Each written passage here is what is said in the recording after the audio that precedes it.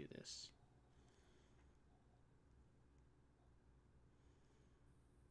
Can't do it on my computer, so I'll just do it this way. Hold on. I've got episodes starting soon.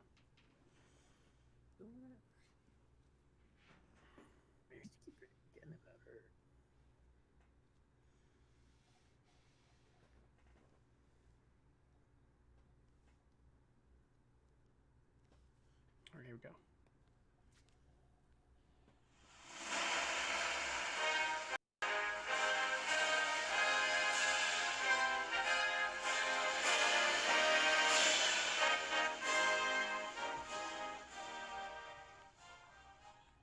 All right, what's going on, Matt? Hey, not much. I'm over here Googling things. I just played that from my phone. And just when I think that we have a professional level of production. Well, my computer has decided not to pick up any desktop audio, so I'm stuck with what I got. All right. If you want to open up the stream on your end to check the quality to make sure we're doing okay. That we're live. That we're both live. I need to actually fix this a little bit here. Hold on. Yeah, hold on a second here. Gotta.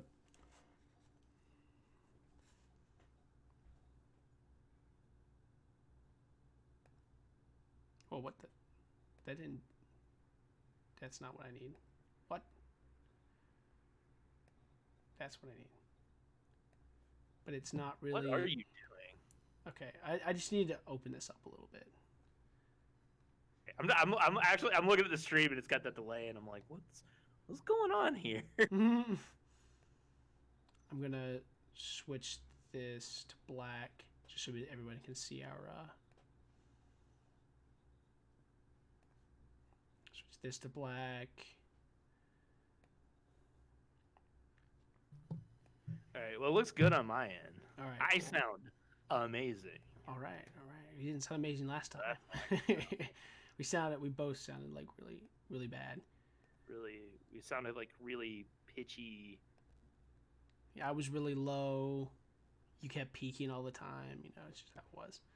That's all I can do, man. When you're me, that's all you can do is peak. You just peak. Over and over, I peak the best. All my friends tell me I peak the best. Believe me. All right. Like when people say that I plateaued, it's like, no, I'm just peaking repeatedly. I keep hitting the ceiling. That's what it is. Yeah. Oh my goodness. So yeah, she dropped out. Kamala Harris dropped out. No one's surprised. No. After she started going on like a gung ho liberal, direction, and she completely abandoned that, and she abandoned the base when she decided to not go for Medicare for all, and she lost a bunch of support. My theory is that I don't think she ever had that support. No, I mean, my theory is that she was told by the donors it's not going to be you, because her campaign basically ran out of money. That was the main reason she had to drop out. I don't remember what article she said it was in, or she announced it on, but she basically said we do not have the funds to continue operating. So she dropped out. Sad, and considering all the links you went through to appear to be but relatable. Yeah. She really tried it. She really tried to be relatable by bragging about locking up nonviolent drug offenders in California when her base is all pro legalization of weed, and then rapidly switching around and saying that she did indeed smoke weed in college while listening to Snoop Dogg when she would have been in college before Snoop Dogg ever recorded an album. I mean, so you have those kinds of skeletons in your closet, and you run as the Democratic nominee. It just doesn't make any sense to me. You know? Honestly, she probably would have been better. She would have had a better chance running on a Republican ticket, Oh yeah. just because Republicans aren't normally like so like pro legalization. You know, Republicans are more like pro law and order. Mm-hmm. Democrats are typically not. So like she was doomed from the start. I really think. I just think she ran um, a It was, really non genuine campaign. yeah, very You know, uninspiring campaign. I remember there was a there was an interview she had, not an interview. It was like a constituents meetup or something like that. Some kind of like she went to like some kind of protest. No, she went to like a union strike. That's what she went to. She went to a union strike and was telling everybody how capitalist she was. at a union strike. Yeah, and I'm like, do you understand what kind of audience you're talking to right now? No, it was it was like some kind of automotive strike, I think, if I remember correctly. Yeah. And Well, I can see the strategies that she was going for there. Like, okay, these are a bunch of blue collar workers. You know, I want to appear like a blue collar worker. So maybe she was going on the whole like hard work will lift us up kind of a thing. But yeah, just from what I remember from what she said, it didn't come off that way at all. She would just oh say, no, she just said like, just let you know, I'm a capitalist at heart. So I have to come at it from that kind of perspective, and I understand how you guys are feeling. I'm like, that doesn't none of what you said made sense. None of it. You know, from their boss's point of view, they don't want to give them the things that they want, and they're striking because of it. What I just couldn't understand it. I mean it's rough. You know, it's a rough minefield to navigate when you lock yourself in your own head and refuse to take in any outside stimulus. Yeah, I mean, she So had a I spark. She definitely had a spark during the debates when she was talking about Biden's anti-busing thing. That's something she yeah, could have that's all. used to kindle into a campaign, and she just was not going to support. She was just not going to support the things that she needed to support to win. You know. I think we've talked about this before too, and I see this with Booker's campaign and with her campaign, where I really feel like she was trying as best as she could to run off the Barack Obama playbook, Yeah. but she lacks the natural tools to do it. Yeah. And you know, that's not a knock against Kamala Harris.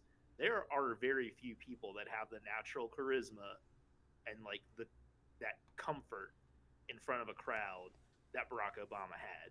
Like when he was on stage, he looked like that's where he belonged. Yeah. You know, Definitely. she doesn't look like she belongs in front of a big stage. You know, on that level. She But always kept trying to do. She does the same kind of the same thing that Klobuchar does, where she acts like everything she says is sticking the landing, and it would be at the debates that everyone would cheer for her because every debate seat costs $5,000 and it's all just people from their party, and they love that kind of talk. They love that, gotcha kind of talk.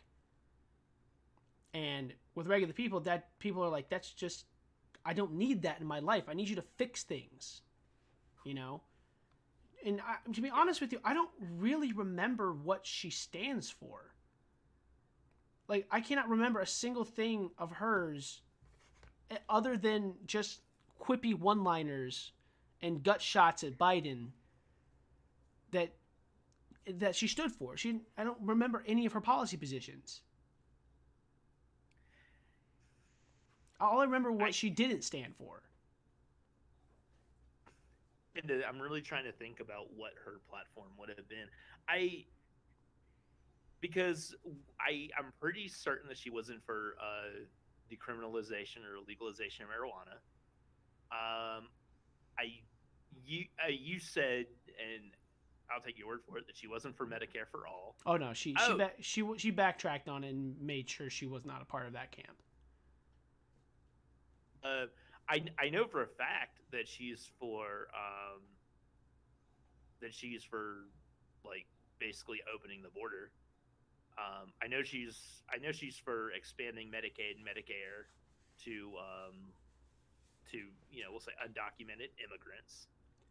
Because everybody raised their hands on, I think it was the second debate, where they were like, "Would you offer welfare to illegal immigrants?" And she, of course, raised her hand because they all did. Yeah, I mean, Even though I give my boy Yang credit, he didn't want to. I think he just did it just because everybody else was, because his was the last hand to go up. So I mean that. I don't know. I I give mean, him yeah, some it credit just. on that one. I'll give you credit because you're a Yang supporter. Yang is probably the most attractive Democratic candidate to both hardcore Republicans and like new age Republicans. You know. Dude, there are a lot of like conservatives for Yang. There's a lot of people like me who are like, I vote Republican and I Oh, believe you in know what? conservative Just other values. than that, actually, that's actually something I want to Gotta talk win. about. Hmm. Um, We gotta have Yang. this out about UBI one of these days too. Oh Because yeah, how we I will. We definitely will. don't, I don't understand that. So this is So Yang. So it says in your post, Andrew Yang calls out MSNBC, demands an apology for campaign snub. Now, Oh, oh yeah, yeah. yes. So Get him. that was a really, really smart move on his end, and he's right. They've snubbed him. They haven't given him the correct talking points into the debates. They haven't given him enough time, even though he's polling higher than some people that are not polling as high as him. He's completely right. I may not agree with everything he says, but the fact that he's been snubbed the way he is, it reminds me of Ron Paul in the Republican candidacy in I believe it was 2012 when he was running and he had some ideas, some of which I did agree with, and that's if you had forced me to vote in the 2012 election, which unfortunately I wasn't able to do, but if you had told me to force me to vote in the Republican primary, I probably would have voted for Ron Paul. But he was polling at like 16%, and they would purposely omit him from polls. They would put somebody else's face up. They'd use shady tactics and move him to the back. It was just like, why? I think there was one. I don't know if it was MSNBC, but I remember seeing like some article where they referred to him as Eric Yang. Yeah, I'm like, It's like, come on, man. The guy's running for president. Like, even if you don't support him, like, let's have a little bit of professionalism here. yeah. You know what I mean? Like, he's got a better shot than Marianne Williamson has. Well, so here's the main thing about it, right? Because MSNBC likes to think that they're left wing and liberal media. They're not. They're establishment media. They do not see Yang as someone who's a serious candidate because he's not in the Washington, New York City bubble. And he's come from outside. I believe he's from California, if I'm not mistaken. Is that right? Oh yeah. So yeah, he's from California. He started his own campaign, and he's not part of that bubble, which a lot of people like, but people at MSNBC do not like that. They will view somebody like Cory Booker, who polls well below him, as someone who's serious, way before they view Yang as serious. So it's purposeful. He's completely right. But what I don't like about the way he portrayed himself against the media is that he was like, I don't know why they've done it. I don't know why they don't like me. You have to understand why. And I think deep down he knows why. Know why, but he probably doesn't want to say it. I mean, if he does say it, then because if he says it, he looks like Trump. I mean, because, okay, let's let's take everything else off the table about whether or not you like Donald Trump, whether or not you don't like Donald Trump, whether you like his policies, No, his I words. can do that. He I was he was dead honest about the way the media treated him during the 2016 election, the way they've been treating him since, and he said it. So now, if anybody goes out there and says, "Hey, the media is treating me unfairly," blah blah blah blah blah blah, then they automatically throw them in the same pile as Trump, because they did it with Tulsi too. mm-hmm. When Tulsi came out and she hit back at Clinton, and she started hitting back about not getting the same thing they're doing with Yang, they're doing with her, and that's what they did. They blasted the media, the machine came out and blasted her and tried to smear her, and at some point they've got to stop. Because all they're doing right now is eroding their credibility. Because now with new media, you have all these candidates, they can go places and they can just have people hear what they have to say. They don't need television. They don't need radio. At this point in time, they're doing them a favor by giving credibility to MSNBC and CNN and the New York Times. Mm-hmm. What's the most coveted show to go on right now? It's not Meet the Press. It's the Joe Rogan podcast. Oh yeah. That's where everybody goes. And he's had just about I think every Democratic primary candidate on. I would say every serious Democratic primary candidate on, because he had Bernie on, he had Yang, he had Tulsi. The only ones he hasn't had on is Biden and Warren, and I don't think Biden could remain coherent for an hour. Yeah, that's why he doesn't want to do it. That's definitely right. Because Joe would ask him, he's like, "What the fuck are you talking about, Joe?" Maybe if we smoke some weed, you'll be able to talk more coherently. You ever taken DMX? No, DMT, not DMT. DMX is XCOM. Give it to you. Never mind. Taking DMT. Huh? What? No, like. Knock, open up the door.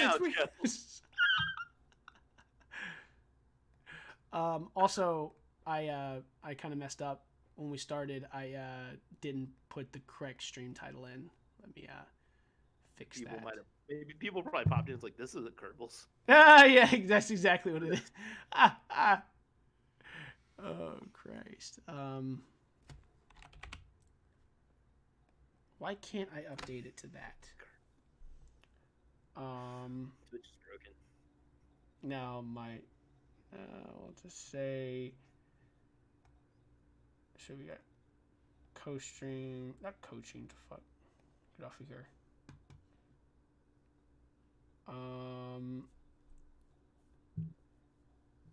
Do a little pause. Let me ask you this: Kamala's out. Who do you think? Because I would ask you, who do you think has the best chance of making it through the primaries and winning against Trump? But we both already know the answer to that. So I want to ask you, who do you think is going to be the next to drop? And do you think they're going to do it before or after 2020? I think it might be Cory Booker. Because if Kamala Harris is going to drop, it might be just Cory Booker next. There we go. Updated the stream info. The bitrate looks nice. Okay. That way we might get the viewers we really want. But yeah, I mean, let's just go take a look at the current polling. At the real clear pockets. I'm gonna follow along here. Okay. Here we go. National polling. Cory Booker is at 2%. Tulsi Gabbard, I don't think is gonna drop. I think she going. Maybe down the line.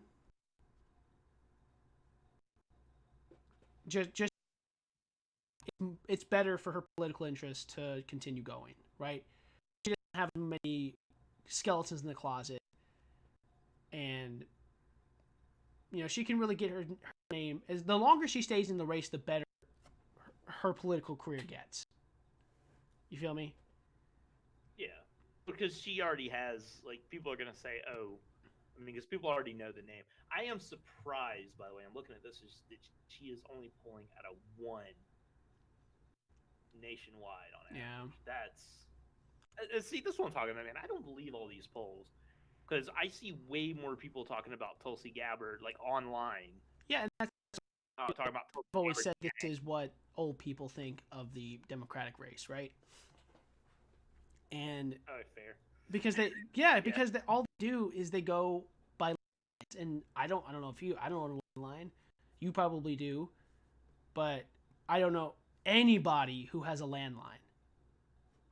So here's the thing: we have a landline at the house for my grandma, right? Mm-hmm. Because she doesn't have a cell phone. Yeah. That phone never rings. Oh yeah. Oh yeah. If they're doing cold calls, they're not calling my house. I mean, I don't know who they're calling. Well, I mean, also you're not in an early voting state, so it's not imperative that they call your state. If I was only a little bit further south, one state farther south. But yeah, I mean, you're right. I mean, to me, it would be probably still Biden, but by a hair, by a slim little hair. It would probably be a three-way tie. It may be because Warren's Medicare for All stance has wavered. She might be down maybe half a point, maybe a full point. I believe Buttigieg being where he is here just doesn't seem all that right to me. Because, yeah, he might be polling well in, like, Iowa, New Hampshire. But that might be, the only place he's polling well. All I hear from any, like, news, anybody who talks about Buttigieg is like the memes of him. Dude, I saw an Onion post, right? It was the funniest thing I've ever seen on the Onion. It said, beat Buttigieg, forgot that black people could vote. Wait, what? He's like, I gotta look it up. I gotta look it up. It's the best thing in the entire world.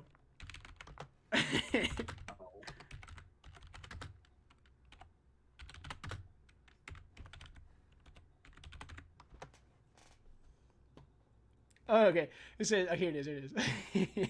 Pete Buttigieg admit only recently realizing black people can vote. Wait. It's amazing. See, I can see on the stream. It was so funny because he had a whole scandal where he was putting like, You were like, oh Jesus. He was putting like pictures of civil rights activists that said that supported him, but they would be like, I don't support Buttigieg. I don't know why my picture's up there. So he was basically faking support. So yeah, there's all I've heard is stuff like that. You know. So yeah, Buttigieg I think is lower than that. Say again. Going forward, my message to Black Americans is that I want your vote now that I know that you have one. Yes. It's right here. If you actually want to read it, that's right there. that is a very subtle way of dunking on like Democrats as a whole. Yeah. Because I mean, I don't know. Maybe it's just like the sphere that I tend to like inhabit most of the time. But I mean, for me, for a long time, I've heard a lot of criticism of the Democrats on the basis of, hey, the only time the Democrats really visit the black community and seem to care about the black community is every 2 years when they need a vote, or every 4 years if you're running for president. You know, it's like, where are you guys during the rest of the time? You know? Yeah. Like, I mean,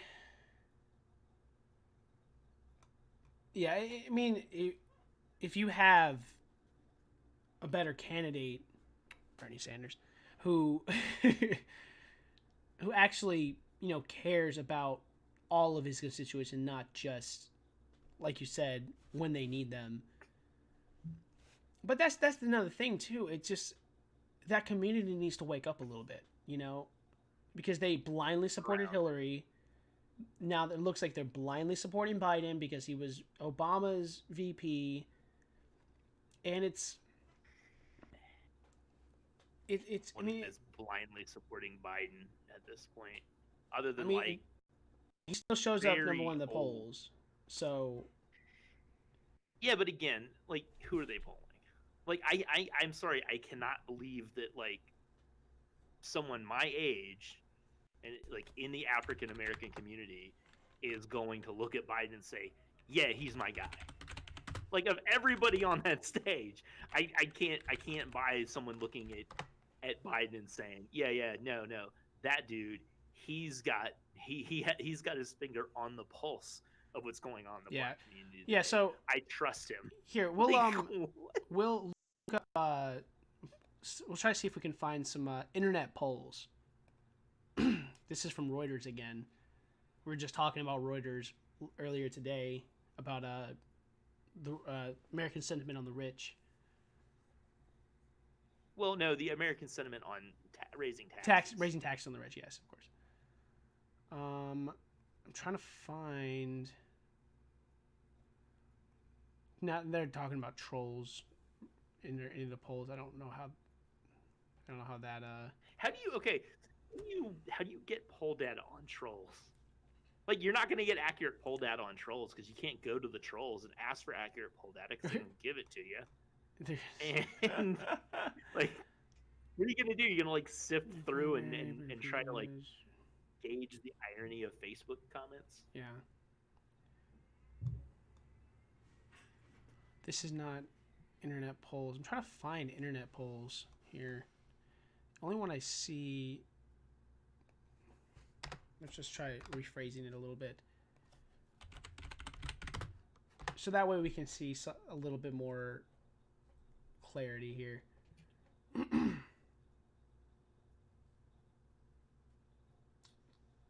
I don't see that. It's just 538. Try to go to So news. I'm guessing 538. I'm guessing 538 is going to have a lot of the same. Well, it's gonna have the same Emerson polls, the Twitter YouGov polls, that kind of stuff. I mean, to be honest with you, it is still a little too early to be using polls. You know, people still don't really know who they want to vote for. I mean, it's such a big field too. I mean, Mhm. it's just like 2016 was for the Republicans. Okay, here we go. It's such a wide field. It's hard to figure out who's going to really be the standout there. You know, who knows? Gabbard might end up making some gangbuster strides here as we get to the end of primary season. Come out Maybe, and you never know.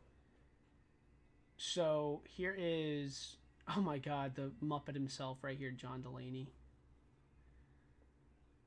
Look at this! Look at this guy. Doesn't he just look like just a cartoon? All right, so hold on. That face. You know what? He looks like Will Ferrell. Okay, so here we go. Here we go. These are from Democrats.com. This is an internet poll of a lot of people. Bernie Sanders in first place with 29.38%. Joe Biden in second, 19.87%. Elizabeth Warren, 16.41%. Your boy in fourth with 13.48%. Pete Buttigieg, 10.98%. And there we go. Tulsi Gabbard, 3.55%. This, I'm trying to find the poll. So I have it right here on the stream here. I can actually screen share you. That might be a little easier. Yeah, that way I'm not trying to type while we're doing there you go. All right. So see, now this I can believe. I can believe Bernie's in the lead with Biden and Warren behind him. Yeah. You know, this makes a lot more sense. I mean, unbiased, right? Say just cut off the top. The top three, right? This makes more sense than any of the polls that have come out recently. You know?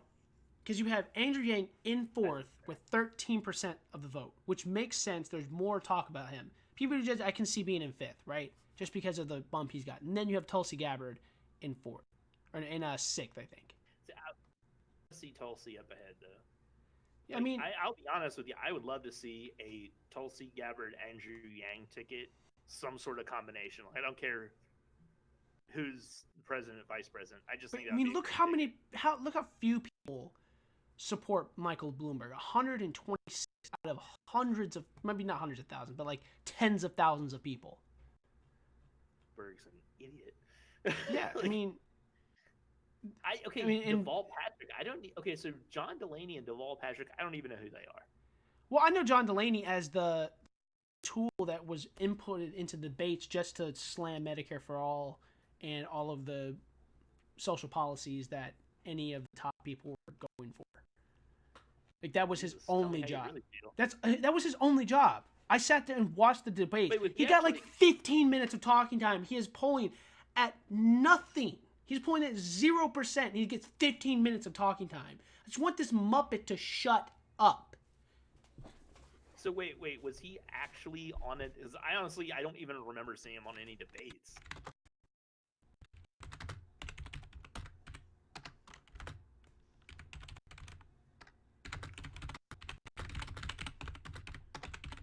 I apologize for the typing, but I'm curious.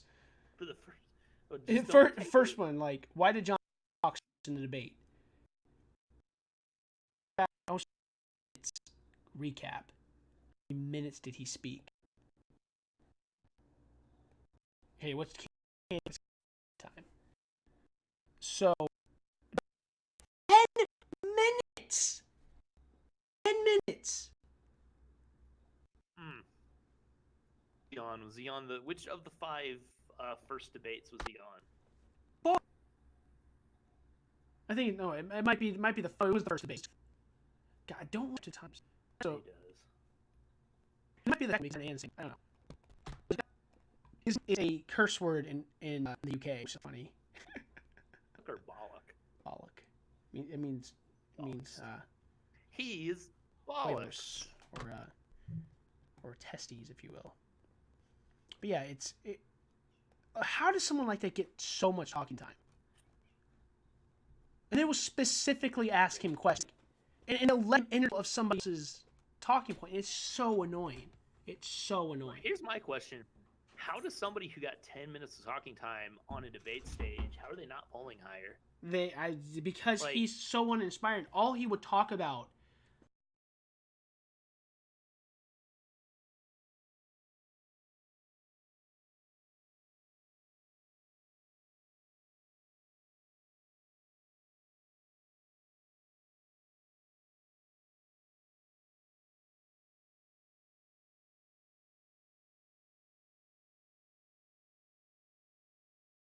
if you didn't watch it, all he would talk about is what we can't do. The most uninspiring candidate you've ever seen. He's like, we need to think a little more responsibly about the things that we need to do. You know, stop trying to go for all these big ideas. I'm like, do you? Okay. You think maybe he was a Republican? Yeah, I think he was a Republican insurgent that was stuck into the Democratic debate. So he should have played the long con. He should have gone all for like the Medicare for all and done all the like talking points of the base and get everybody riled up. And then once he's like pulling like really high up there, be like, yeah, so guys, just we need to I've been thinking about like my specific policies. I just think we need to rethink some things. Instead of Medicare for all, how about Medicare for some? Medicare for all, but only some of all. Okay, we may have been skipping frames here. I might because I was scrolling really fast. Try to scroll slower than that. But yeah, so that's about as much time as I want to spend talking about the man Muppet himself. But yeah, Joe Biden is such a weirdo. He is. Anyway, Well, getting weird. So this makes so much more sense for what we're seeing, because the Sanders campaign keeps talking about that their internal polls look amazing. The polls that they're conducting in their campaign of people, which combine internet polls, phone banking, and like all of that, anything else, that any other kind of information they have, all into one. They're like, we're ahead, we're leading, which think that they would just be like feeding positive information instead of just telling it straight as it is, because that just doesn't make any sense, you know. But to your point about like going for all the progressive policy points, and then once your polling gets high enough, you backtrack on it. That's kind of what Kamala Harris did. You know, she acted like this liberal, you know, gung ho, you know, champion for the first couple debates in the first couple months, and then she backtracked on all of it, and that's why she completely just dipped. Rusty, what? Why you dogs?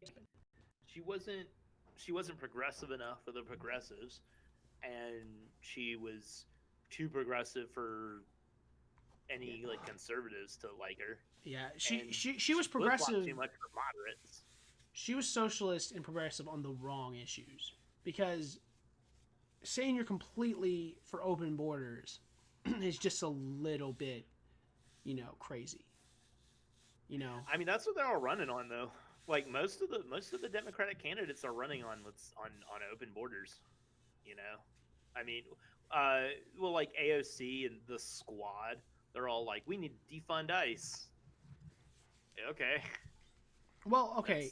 There's not going to get you anywhere. There's an economic argument to be made for laxer immigration policy, and going back to all of the times when we have accepted a lot of refugees and a lot of immigrants, it's been usually spelled, you know, an economic boom for the country. You know, I'm all for like reworking the way like the immigration process works, because I mean, as it is now, it's an absolute nightmare. Oh yeah. You know, I mean, like people who want to come to this country legally have such an uphill battle. Mm-hmm. And so like I'm definitely on board with like, okay, let's look at this, let's see how we can, because we want people to come to America. We want like the smartest people from all over the world to come to our country and make America great. Mm-hmm. Again. You know, I mean, that's one of the things that made America great in the first place. When you had all these amazing people immigrating from all over the place. Yeah, like take Albert Einstein for instance. He was a Austrian man, right? He was Austrian, if I remember correctly. And all these people that said, "Hey, I have the wherewithal to do it. I'm going to go to this new country. It's full of opportunity, with just the clothes on my back, and I'm going to make something of myself." And that's how we got the greatest country in the world. Mm-hmm. You know, so like shutting people out and saying, no immigrants. Like that's just not a good idea in and of itself. Yeah, but, for one, you're never going to be able to stop everybody, right? It's 60% of immigration comes from airplanes, from people flying into the country, other than crossing the border itself. So, I will say though that I think we definitely need to get more serious about like our actual border controls though, and I don't just mean at the southern border. I mean any ports of entry. We need to get way more serious about our security there. Well, because there, I mean, I'm not even talking on like on an illegal immigration standpoint. I'm talking like human trafficking. Like millions of people come to this country that are being trafficked from other countries or even into this country on a yearly basis. That's just a fact. Like we might, people want to close their eyes and cover up their ears and say, no, it doesn't happen, but it does happen. Like when they had the Super Bowl here in Minneapolis a couple years back, I want to say last year, but I know it was last year, but that was a big thing. Like everybody was talking about it. You know, the Super Bowl's coming to Minneapolis. Here's why it's good, but you really need to be on the lookout for these things. Like people who are working, in like, the concierge services, like people who worked in hotels and, taxi drivers, even like Lyft and Uber drivers. This was all over the place. They were saying, if you see this, something is wrong. Yeah, I mean, they do that training for us because I work for Marriott, and they do that training for us as well, where they tell you the signs of human trafficking and how to stop it. Yeah, and it's like it's kids, it's kids and young girls being lied to and taken from their homes and forced into sex work. Mm-hmm. Yeah, I mean, I don't It's think not a good anybody's. deal, and we gotta do something about it. I don't think anybody's really arguing the fact that that's going on, right? You have the same problem with the war on drugs, where you have things that are that are illegal that really shouldn't be illegal, and all it does is create a market for the black market in organized crime to get into. Oh yeah. And that's what most of sex trafficking is. It's organized crime. So when you focus most of your resources on displacing regular working families instead of that, which is just, no one's going to ever argue that that's not a systemic evil, right? That's just not pure evil in and of itself. You're misallocating resources to what could actually be fighting actual evil instead of vilifying a minority and vilifying people who just want to build a life. I don't think that that it's smart to spend millions of dollars a year to track down, Joe the roofer, who, okay, maybe he crossed illegally, he broke a law, but his kids are he's trying to send his kids to school, and he's working as a roofer, and he's doing construction work. Yeah. I feel like, okay, there should be some sort of fine or something. Like there needs to be some sort of adverse effect, because there has to be a consequence to it. We want people to come through and go through the legal channels so that we can A, keep everybody safe, and B, keep track of everybody who comes through reports. Mm-hmm.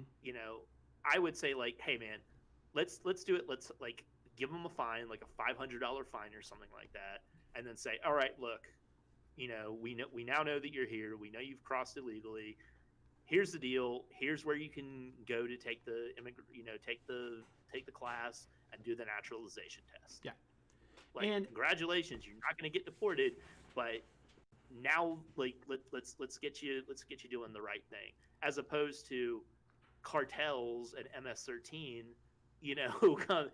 coming in and cutting off people's heads. Those are the people that we should be sending bad guys with guns to go and take out. Yeah. Not families that are trying to make a living somewhere. Yeah. My dog's drinking water. All the conservative people are like, what the fuck is he talking about? But and I mean, here's the thing though.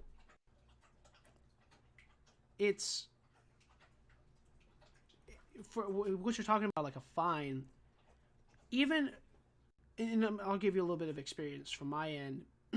It's going to cost roughly $3,000 to go through the immigration process. Yeah, we've had to save up for that, and that we know. And the initial cost is $1,000, right? Mm-hmm. And we're prepared to pay that.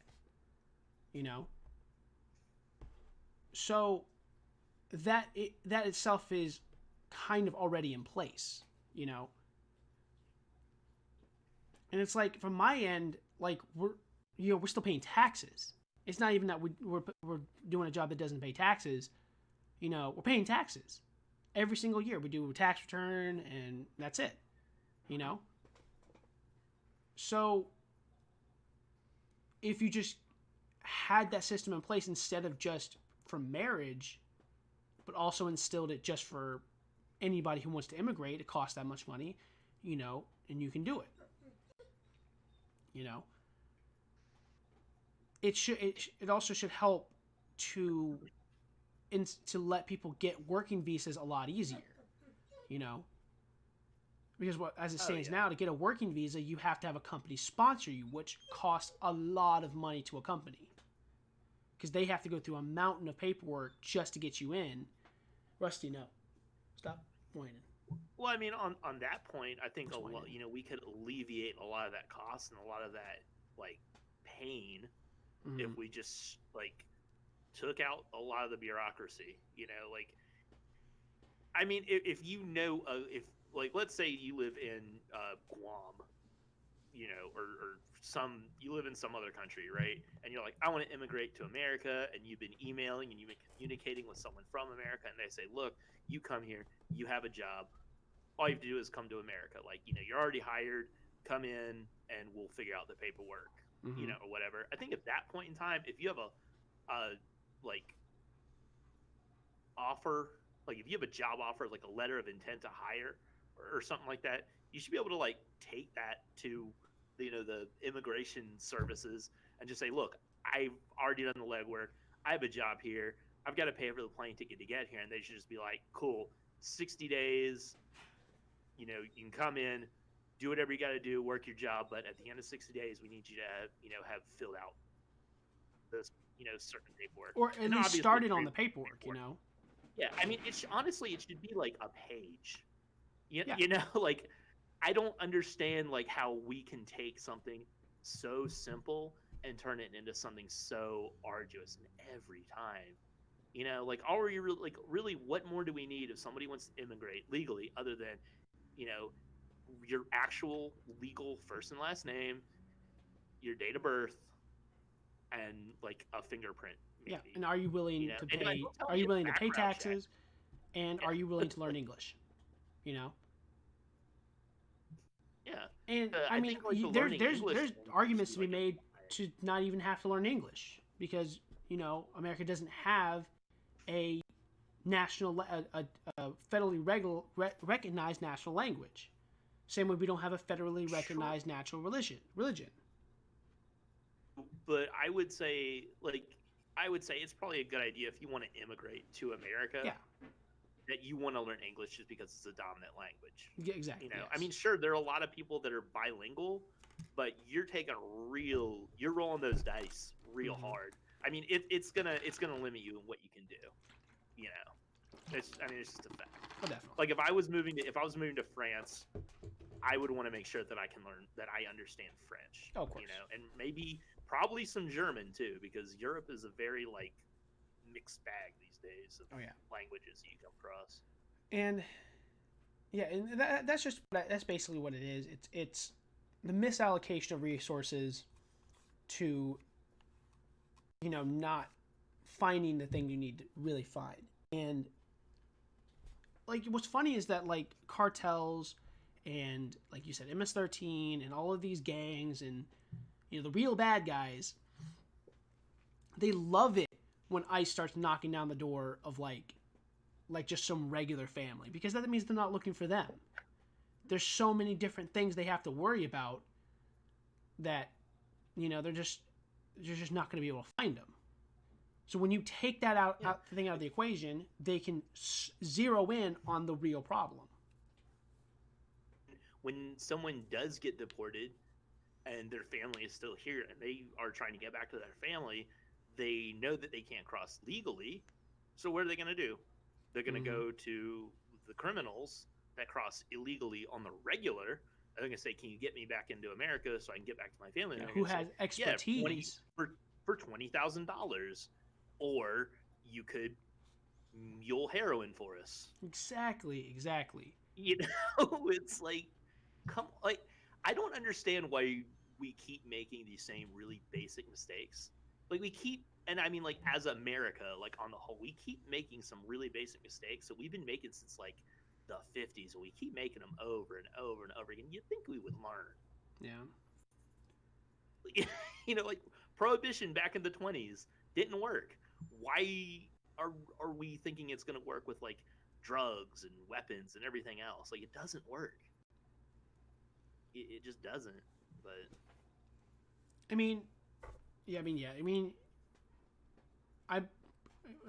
pretty much 90 to 95% agree with you. Certain things you can outlaw, and when you have dedicated resources, take drugs for instance. If you legalize, marijuana, you treat heroin like it's a medical disease instead of a state of mind, and just automatically locking people up, weaning them down through these programs that will give you clean needles and slowly lower your dosage. and then you can focus on things like meth and black market heroin, and you can really find where these things are, you know. So, and that's I hit my knee on the desk. Don't die. And like you get things like, and then where you and me probably differ the most is probably on gun control. Um, you could, in my mind, you should still be able to own a weapon for self-defense, but how much firepower do you need, right? We're past the point in our society where a civil a civilian run militia could overthrow the government. It's just not going to happen. That is incorrect, sir. I mean, not, you'll never. I mean, you'll never be past that point, because it doesn't matter how many like tanks you have. You can't hold land without boots on the ground. You need people to hold land. Well, we're getting to the point where robotic warfare has gotten so advanced that they could pump out. And I don't even think this is a conspiracy as much anymore. There's so many things that we don't know about what kind of firepower the military has. I wouldn't be surprised if they start coming out with like droids. Like that they can mass produce. They can, yeah, exactly. So that I feel like they already have those in prototype. But having like one prototype of something that works, and having a bunch of something that works and works well and consistently, has a big difference. And well, I mean, take for instance, we were able to mass produce planes in a span of 10 to 15 years. You know. You're talking about something that would allow, like, that would squash millions of people. Like, that's. I just believe I don't think you'll ever get to the point. I don't think you'll ever get to that point where like having an armed populace will be a bad idea. I mean, it's a bad idea to the government, obviously, but it's not a bad idea to the civilian population. Like, I mean, that's the thing. I don't think we're ever going to get to the point where that happens, or even where that Rusty. No, hold on a second.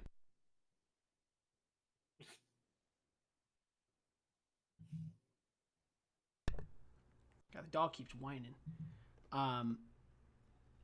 So yeah, I mean, I just don't think we're ever going to get to a point where we're going to have militia anymore. It just sounds very medieval to me. And I mean, I think we're not only past the point, like, geopolitically, we're also past the point technologically. I just think that the U.S. military is so powerful in so many ways that they would squash a rebellion so quickly it probably wouldn't even be reported in the news. I think that the populace of all of the Middle East, specifically Afghanistan, would have something to say about that. Well, I mean, like, also insurgents are a real pain in the ass for a big army, even like a very well mobilized one, dude. Like insurgents and small guerrilla warfare, you can't bomb that out. Well, what the Middle East doesn't have is it doesn't have the size of the police force and the CIA and the FBI, all of these agencies in that country, right?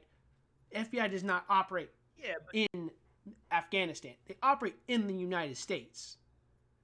And you really think that, like, if an order came down to the police forces and they said, hey, you need to go out and squash these armed civilians, do you think that every single cop would pick up a gun and say, okay, I'm going to go do this? Because I can guarantee you at least 50% would say no, either because they don't believe it's a legal order, or B, because the people that are being told to, like, go out and gun down are their friends and neighbors. Well, I mean, That's why you can't mobilize the army on American soil, or why it's a bad idea to do it is because you're going to bring soldiers into America and say institute martial law. They're going to say, "Nah, I grew up here. I know these people. They're good people." Yeah, I mean, okay, and now so you have your let me army put it this fighting way. against you. Let me put it this way: the greatest threat to an armed militia. Yes, Twitch historian, how's it going? These are actually real polls. This is from the Democrats.com website. This is currently Bernie Sanders number 1, Joe Biden number 2, Elizabeth Warren, Andrew Yang at 4, Buttigieg at 5, Gabbard at 6, and then Williamson at 7th, which is kind of crazy. Everybody else is pretty much below 1,000 in that particular order. What a booker. What the hell? Yeah. But anyway, so the greatest threat to an armed militia in this country developing is the mass surveillance state. If there were talks about that, and they're probably listening right now. I probably said some hot words, and my local FBI agent is listening to the podcast. It might be you, Twitch historian. We don't know. But Twitch historian, if you are my FBI agent, you have to tell me legally. No. That's the thing. They don't have to tell you anything. That trope though, where it's like, yo, if you're a cop, you have to tell me. It's like, no. Excuse me. No. So yeah, they would know about it as they were talking about the plans. You know, because they would just turn. You would have to completely disconnect yourself from technology, right? Get plans together. Some militia guys are completely prepared to do that, though. Is the thing. Like, okay, let's. I mean, let's not talk about like a militia that's operating, like, say, out of like a urban area, right? Like, not people that like live in a city and then they go out into the country on weekends. Let's talk about like the militias that operate in highly rural areas. You know, like people out in the middle of like nowhere in Iowa, Nebraska, West Virginia, Oklahoma. You know, those are the people that you're never going to go out and take out. Yeah.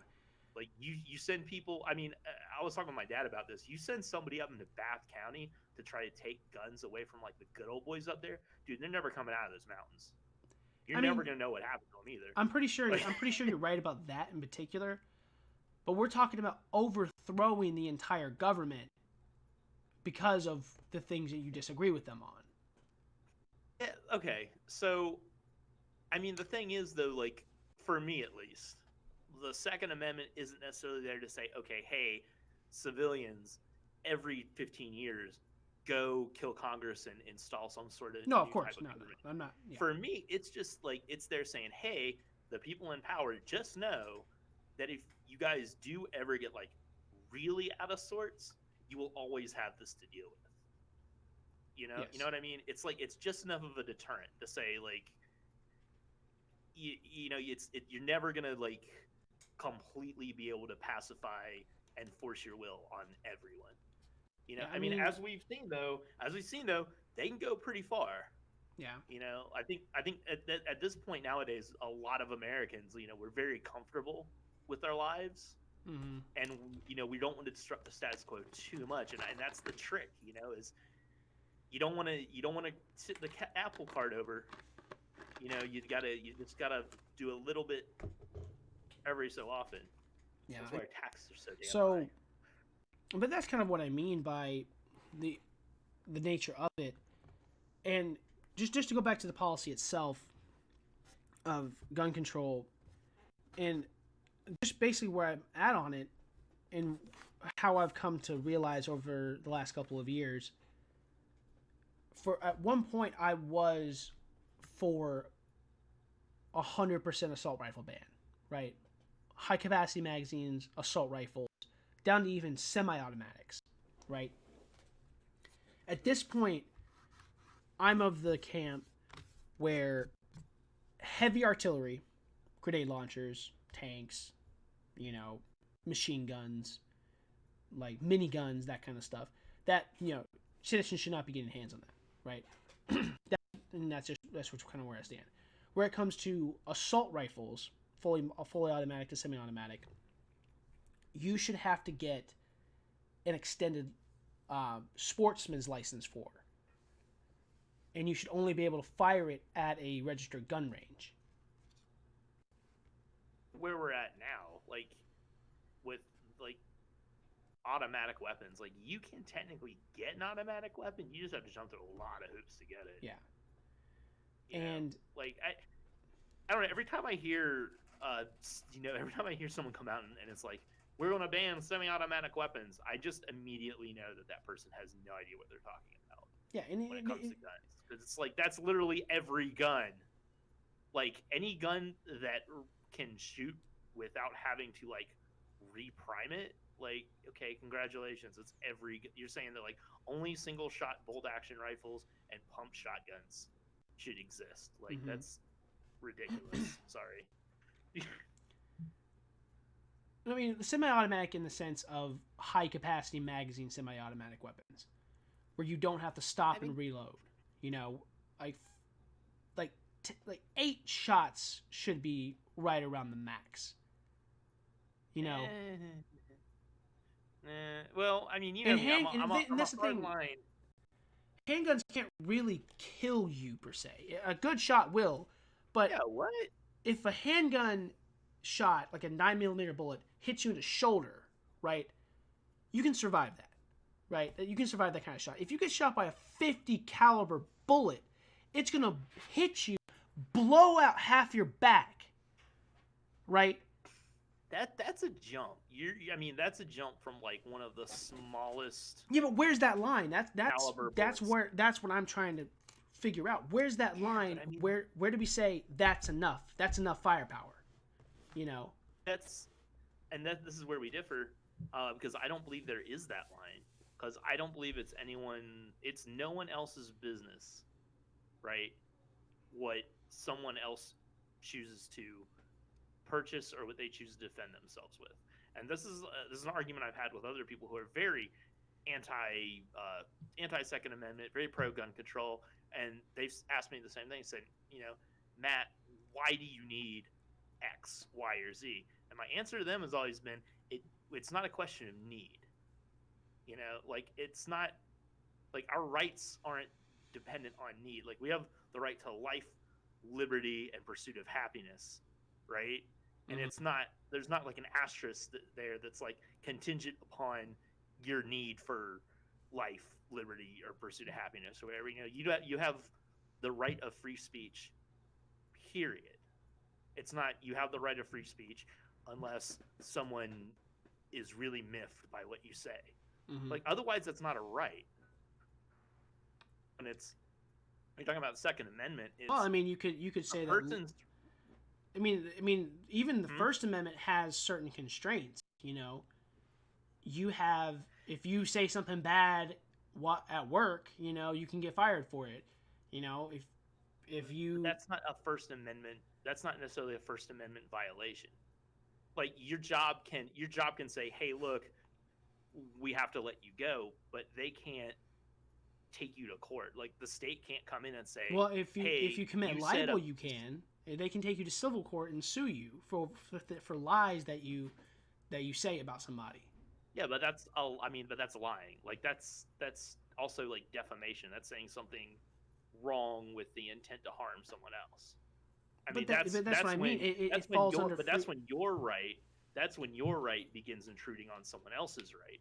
If I choose to go and get a Barrett 50 cal because I really like big guns and I really like big bullets and I keep it in my house, that is my business, right? Where it becomes someone else's business is when I decide if I decide to take that gun and then go kill someone with it. That's when, okay, now your right has intruded upon someone else's right to life. Yeah. And that's when now it becomes an issue. That's kind of what I mean, though. It's like having better ways of having licensing and certifications for certain things. Like I think we were kind of talking about this, where you get like a Ferrari, right? and you can just get a driver's license and buy a Ferrari, but you don't know how to handle that kind of power.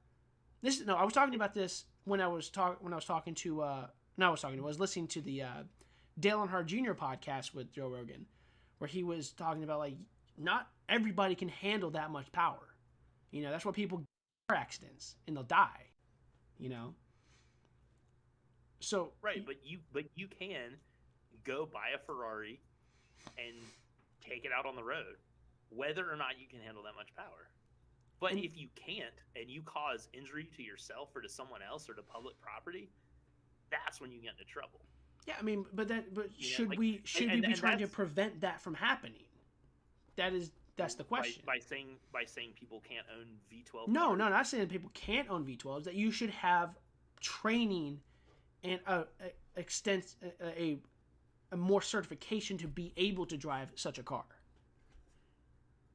See, I'm going to approach this from two different standpoints. All right, so I'm going to approach it from a practical standpoint, in which I kind of agree with you, just because someone who I like guns, I like fast cars, right?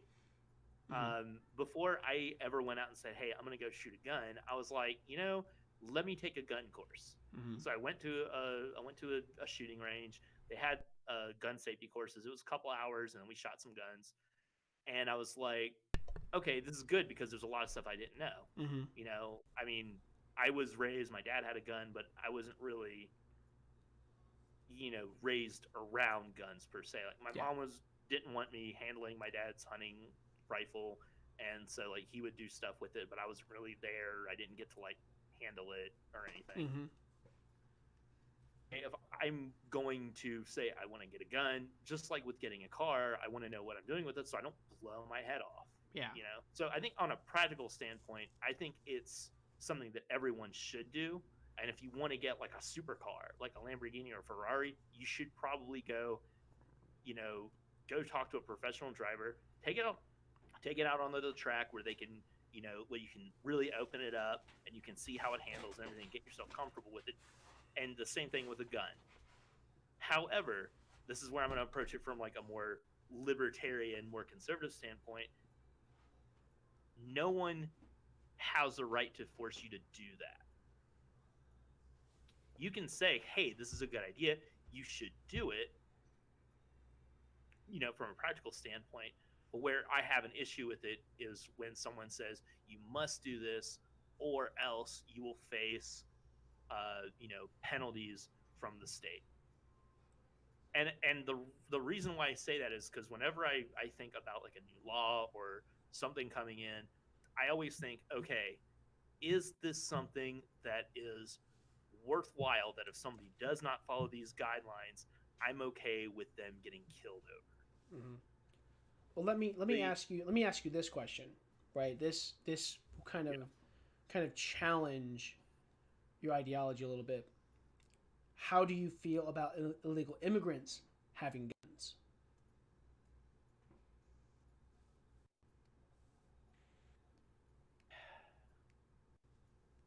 Because technically they're not they're not protected under the Constitution.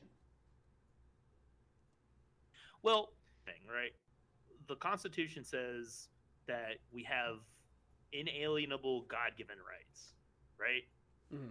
So the Constitution does not say Americans have rights because they're Americans. The Constitution states that there are certain rights that everyone has by the very virtue that they are independent, individual human beings, right? Mm-hmm. So my argument is that the Constitution and those rights within should apply to everyone worldwide.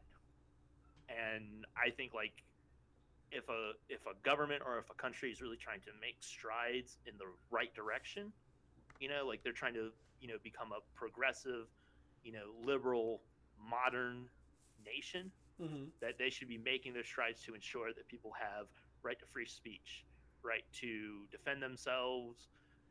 There should be freedom of the press, freedom of religion, all these things. So in that case, if someone does break the law and cross illegally into the American border and they purchase a weapon, first of all, I don't think they're going to be purchasing that weapon legally. unless they've broken several other laws to be able to purchase that weapon legally. Yeah. But if they do purchase a weapon, then it's going to be another broken law somewhere in there. Yeah. You know what I mean? Like they would either be buying it out of illegally out of the back of someone's truck, or they have stolen identity papers from someone else that's allowing them to do the background checks and do everything they need to do to actually buy the weapon. So in that essence, it's a great risk to them, but on a purely rights-based argument, I would say that they have a right to a weapon to defend themselves. However, if they've broken several statutes and laws to do so, then they're opening themselves up to litigation. Yeah. I mean, it's like if you or me were to go buy a gun, there are certain there's a legal way to do it. Yeah. Now, take for instance, go buy a gun off of take for instance, let's just talk about like how like ICE separates kids from their families, right? If what you say is true, where it should encompass all of humanity, not just Americans, wouldn't that be infringing upon the right to liberty and the pursuit of happiness? You could make that argument, but I would say it's no more infringing upon their right to liberty and the pursuit of happiness as it is, if an American citizen,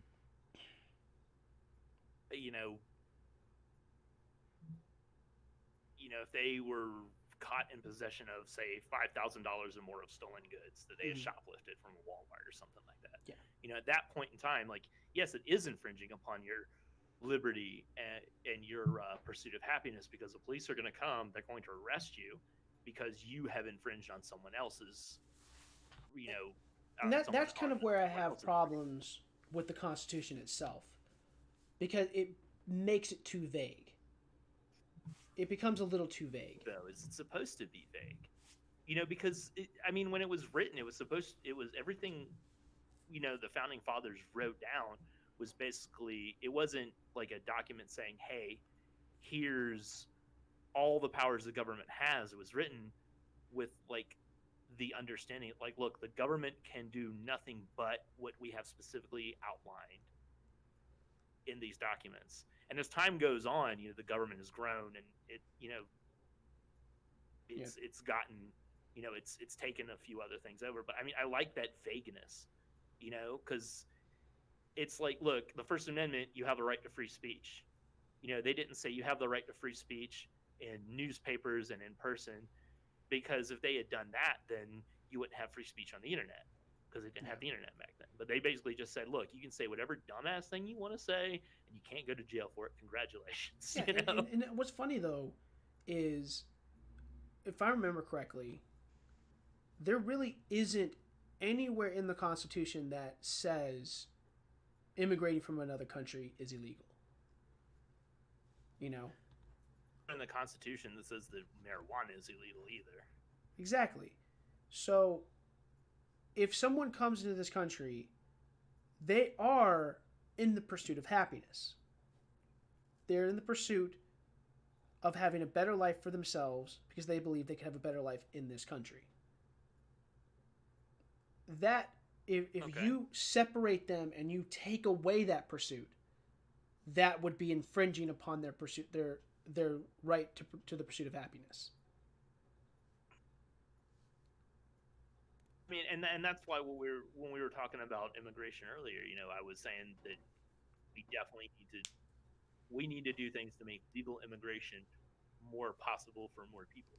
Yes, and it becomes kind of a racist kind of thing, and I don't want to sound like a social justice warrior, but what I mean by that is when it comes to, let's just say how it is. When it comes to white people immigrating to this country, we have no problem with it. like Irish people, Germans, you know, even Jewish people to an extent, because a lot of Jewish people look white. Let's be real. Sometimes you can't even tell. You know, and like, you know, people from Poland, Norway, you have even Russians sometimes. You have to hear them talk before you come up with any kind of, you know, racist bias against them.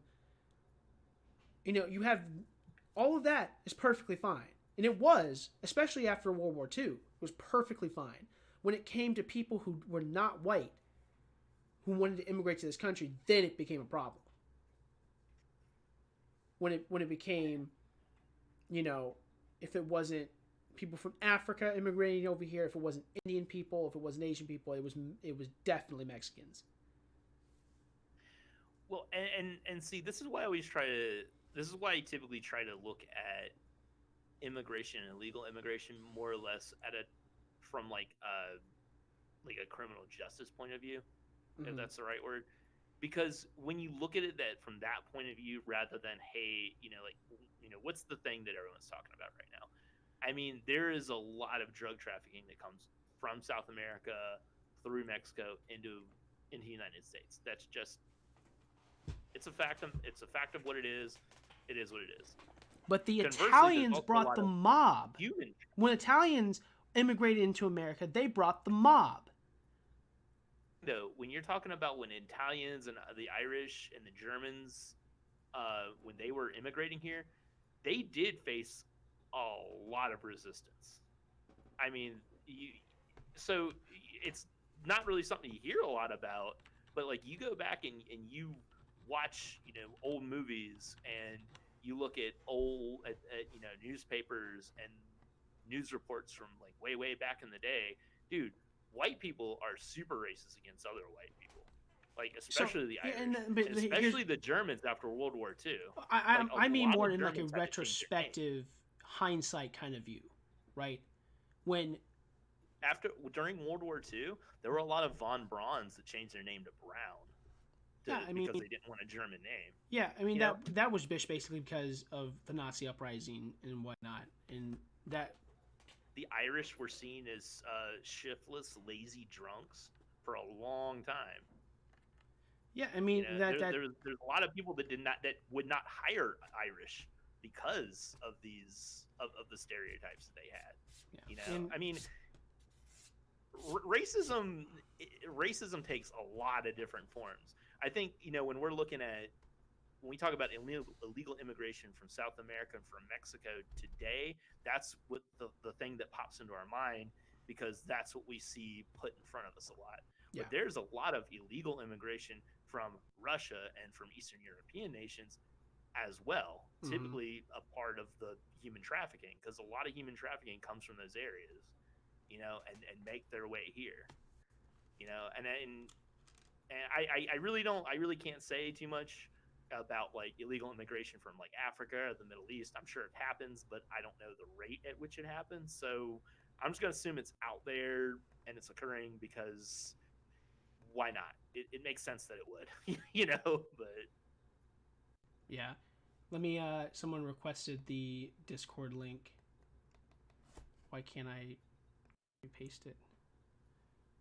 You see here. Let me try to see if I can you need to you need to set up that bot so when someone does the Discord that it pops up the Discord. I did. Let me I think I have to do it.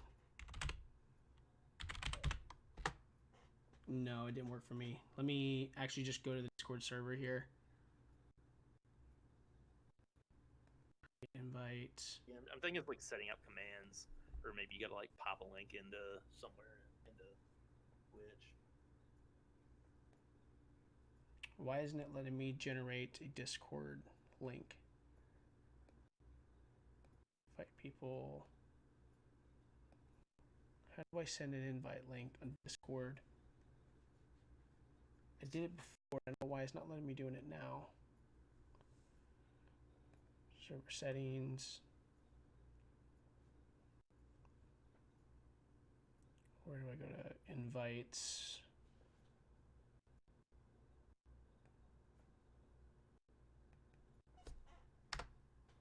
Why is the invite link hidden? That's what I want to know. Right up top. When you go to your Server settings. Invites.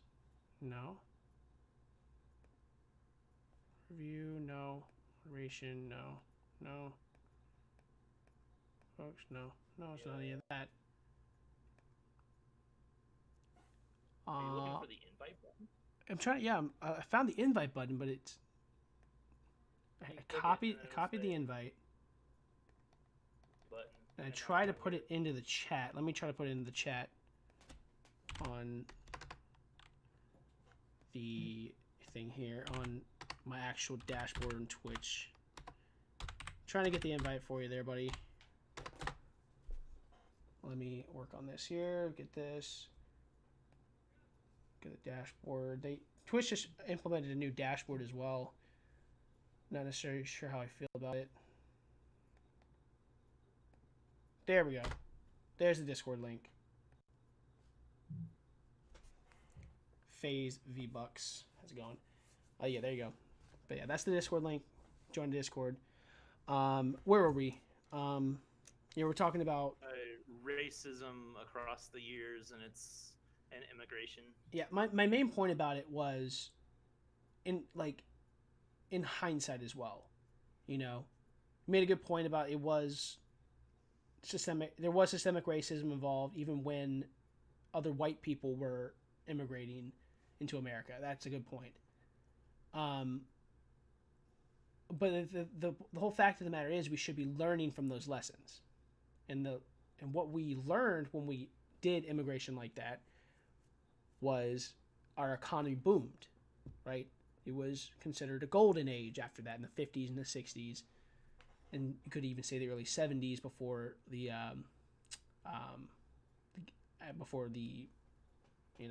the Vietnam War really took a toll and there was like gasoline shortages and whatnot. So we should, but like I said, now in hindsight, those people immigrating to our country, as seen today, usually is viewed as a good thing. But when we see that, people from Mexico or anywhere else in the world immigrate to our country, conservatives don't really view it as kindly. Okay, but the thing that you're skipping there is it's the illegal immigration part. Yes. That conservatives have a real issue. It's not legal by the books, immigration. And that's what I really hate to see get muddled, especially like during the Democratic primaries. They seem to view all immigration as the same thing, and it's not. Oh, of course, yeah. Like if you're coming in through a port of entry and you're saying, "Hey, I have a work visa. I'm coming here to do a job," that's one thing. If you're, trying to sneak in under the cover of night on a life raft or a boat, made of, cobbled together plastic, that's another thing. That's it's not safe for you. Don't do it. But B, it's also not. You're jumping the line. It's not good, and it's not doing yourself any favors either. Mm-hmm. Because now, okay, you're in America and you're gonna live every day fear that someone, tracks you down and now you're in like super duper trouble. Yeah. I'm trying to look up the rates. But I mean, we did. I mean. Huh? There definitely needs to be some immigration reform. I mean, like if you get married to someone, you should be a little bit. I mean, obviously, there. Yeah, I'm still here. You're something. I'm still here. You're kind of breaking up a little bit. And... It might be because I'm kind of also using. Sorry. Using Google Chrome.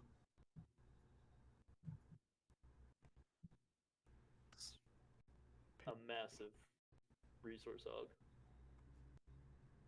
Yeah, all of What are you them right looking now. up? Nothing's really showing me what to see, which is annoying. I voice migration. They're trying to find these. You know, To pay me. This is all just a little on the street. let's look up. I want the number, the hard. The website place gives me a number. It tells me this what back then, years or two maybe. As I'm sitting here and we're going through history, it was now in the days of yore, we had a much smaller government. If we were to reduce the size of our government, it would do where people could immigrate. So, Veldrain, 17 U.S. flag to me. That would be a dead giveaway that this is not a far left stream. Stream is very intolerant and hateful. They surface virtual signal the real issues. So if you haven't seen our stream before, just give you a little rundown of what we are. I am more, I'm obsessive and Republican, which is like elements of libertarianism and the media, all that. You know, what we do is we just talk about the issues. It's a very adult conversation, civil conversation about issues. We can go, if you heard before, and check out our YouTube channel where we go in super depth.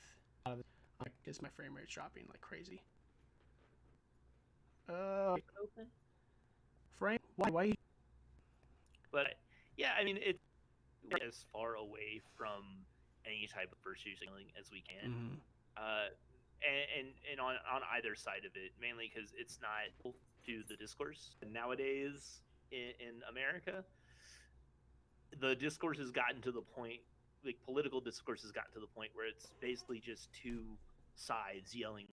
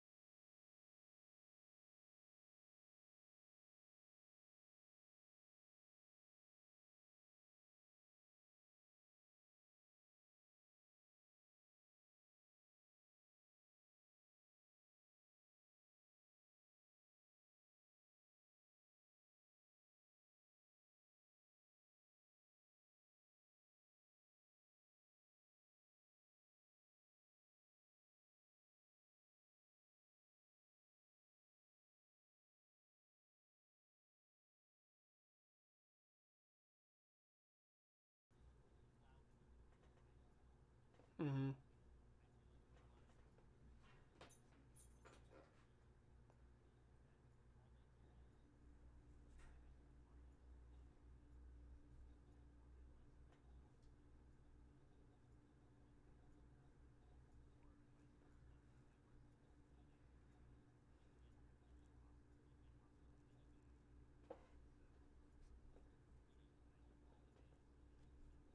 Yeah, and that's yeah. Yeah. Oh yeah, definitely. And we really, and then that's the thing though. It's not one dimensional. That's what a lot of people like to portray it as it's one dimensional. Um, where it's more actually almost three-dimensional, right? Because you could even say, um, I was looking at a video where it was talking about the political spectrum. It was talking about authoritarian. It was on the y-axis, the vertical axis. It was authoritarian and libertarian, and on the x-axis, like the horizontal axis, it was left and right, right? So where do you fall in this? I mean, sometimes, it's even another level than that. You could agree with some things from other parts, because like there's things from libertarian right that I agree with, and there's some things from, authoritarian left that I agree. It just it's not comprehensive.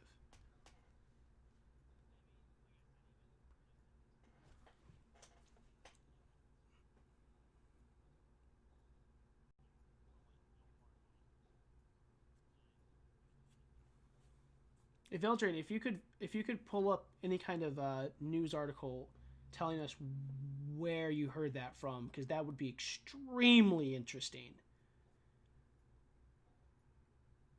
Where like, because he yeah, this.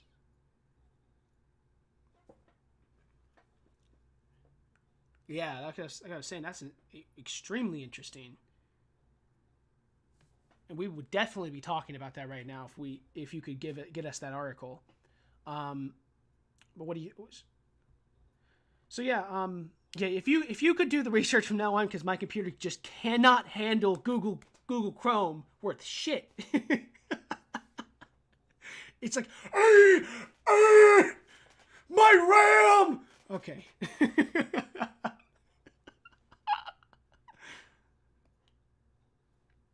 Yeah.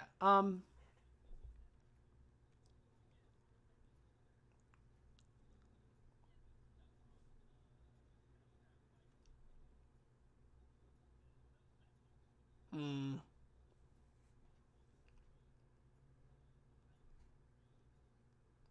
Oh yeah. So I mean,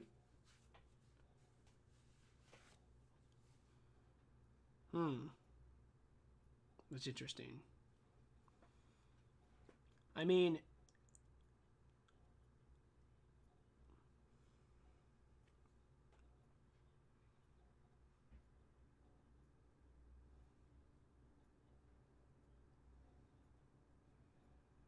so is he returning money to individual donors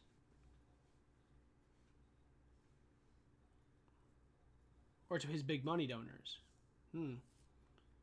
That's interesting. And that's a little harder to do because then you have to basically go through your whole infrastructure to refund people.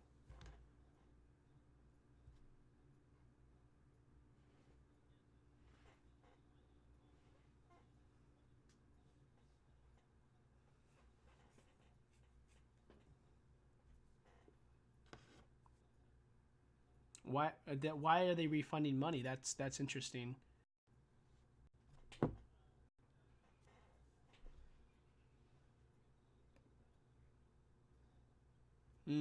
Okay, so it's oh, okay, that makes more sense. So you have like people who they don't want money from, that they're just refunding, that they don't. Okay, that makes a little bit more sense.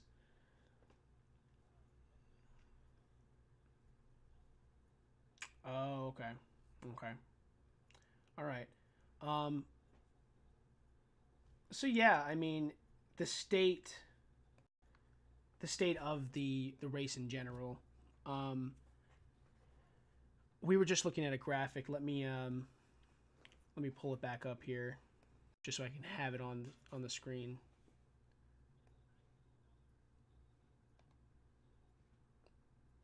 Okay. I mean, that's not a lot this deep.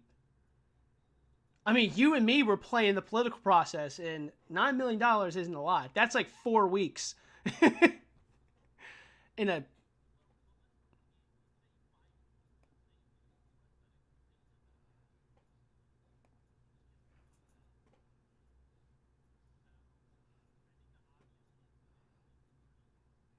Mm-hmm.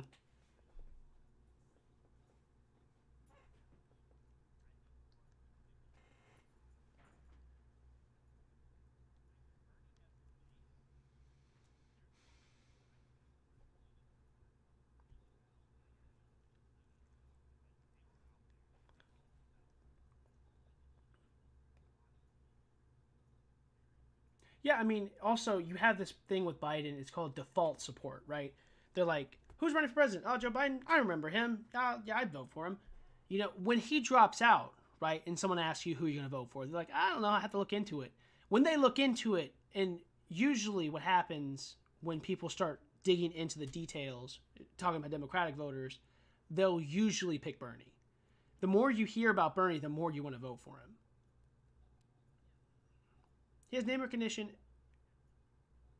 and also when you hear about his policies, especially I mean to Democratic voters is what I mean. It sounds very appealing, and when you hear Warren talk about some of the things she says, she exclusively gets higher educated voters, right? So, and that's a statistic. That's not like an opinion. That I don't remember where I heard it from, but I remember it was like mainly her support comes from people who have college degrees. So when you have the people who are voting or supporting Biden is the default support, right? It's the uneducated voter who just asked the question, "Who do you want to vote for?" And they just say Biden, correct?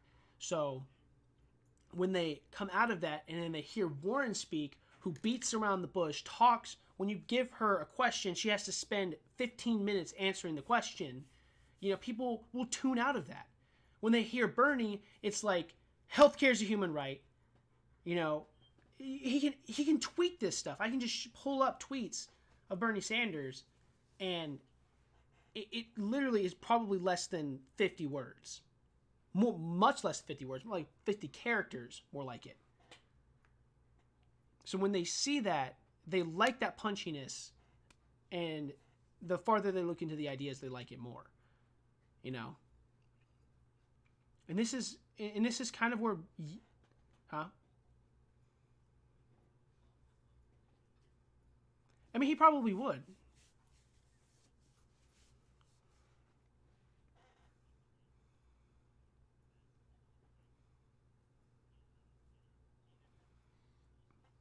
Yeah, yeah, Veldrain. There was Veldrain. We had a joke before we started the podcast.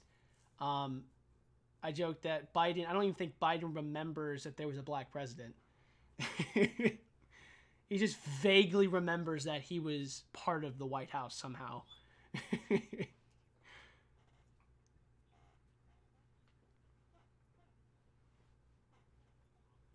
I saw this picture of this. I saw this picture of him sucking a lady's fingers. What is like what is that? Like who does that sort of thing?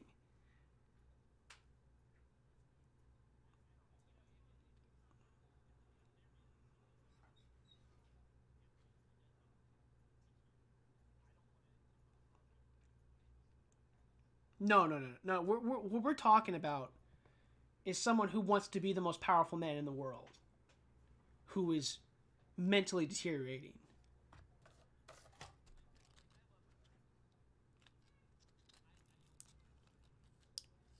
Yeah,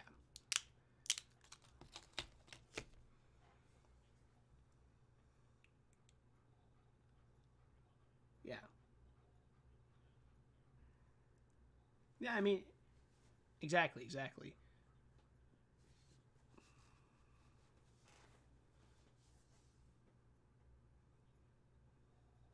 Yeah, and it's a stressful thing too to run a political campaign like that.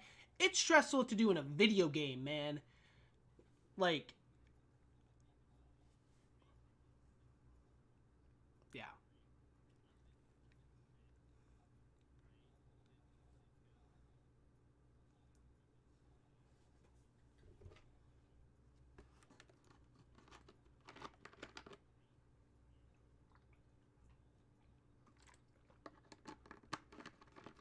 yeah.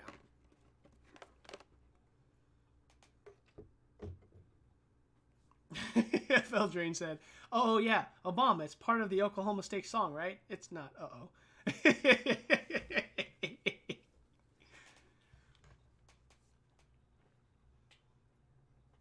Right. I have a nice smile. You know. Let me Let me tell you about that. Let me tell you about this dude I know named Corn Pop. It just sounds like your grandpa talking, doesn't it?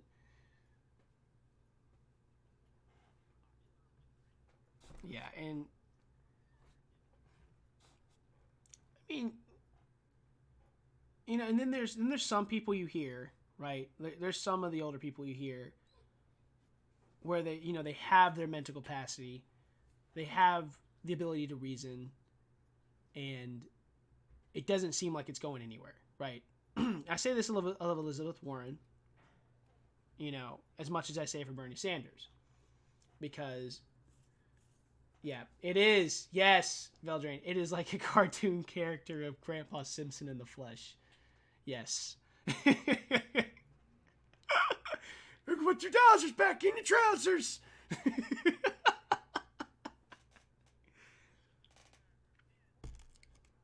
Yep. Jesus. So, like I said, I'll say this as much as I say for Elizabeth Warren as I say for Bernie Sanders. They seem like they are, mentally competent. That's why we have none of these questions about Elizabeth Warren. You know, who else in this list? A lot of the rest of these people are pretty young people.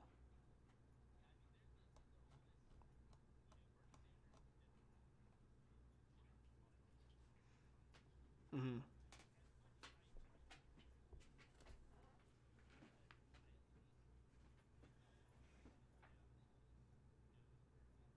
Mm-hmm.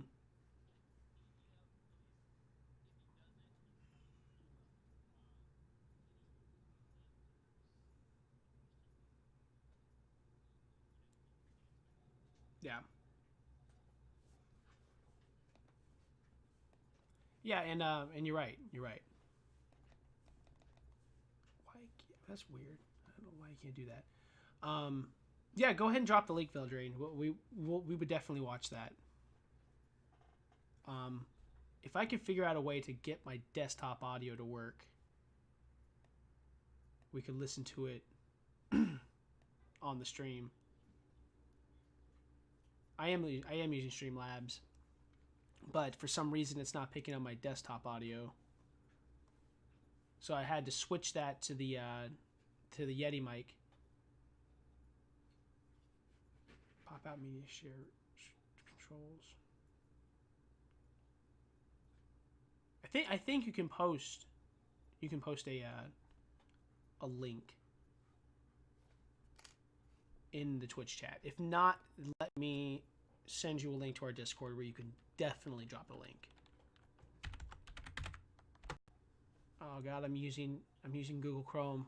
Matt, it's gonna crash the stream. Like, hey, the RAM, the RAM. God, I don't want my computer to completely die. Okay, I just dropped a new link. Oh my god. Okay, no, I think we're fine. Let me pull this back up so it's not showing the thing. Okay. But yeah, if you can't post it in the Discord chat, Veldrain, you can definitely post it in the Discord chat. Just go to the Balance Point Radio text channel.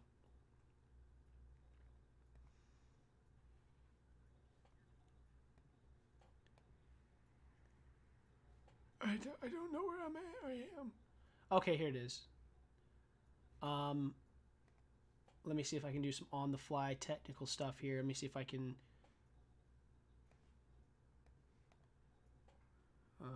Open sound setting. Boom. Oh, I have an idea. Okay, I can do that. All right, let's try that. See if that works. Then, oh, there you go. Yeah, we did get it in the DM or in the in the chat. I got it in the DM as well. So, what I'm gonna do is I'm gonna go to here. I'm gonna go to um,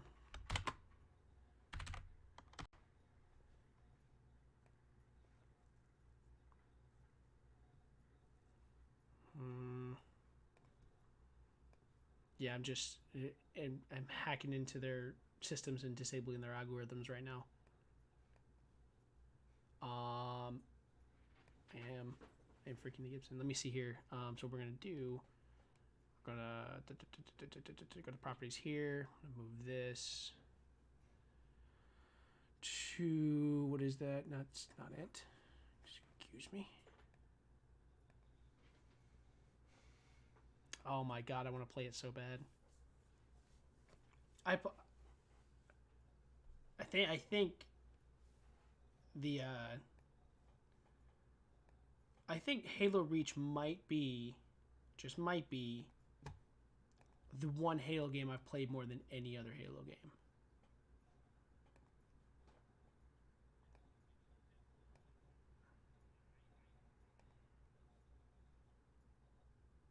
Mm. Oh yeah.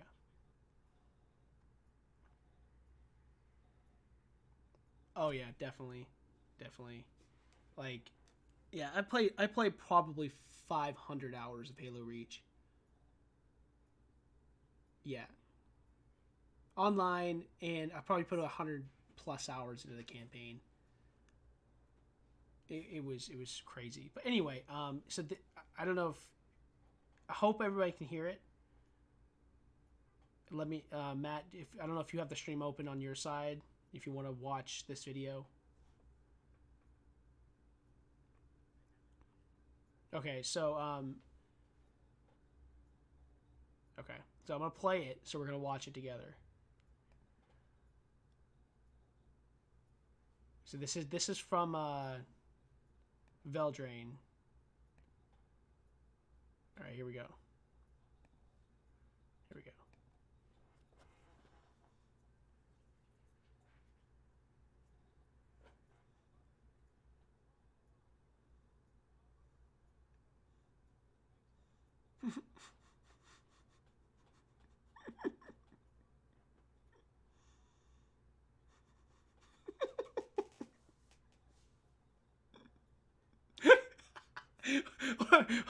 Pause for a second. Pause for a second. I want to see Joe censored himself so I won't get demonetized. Okay.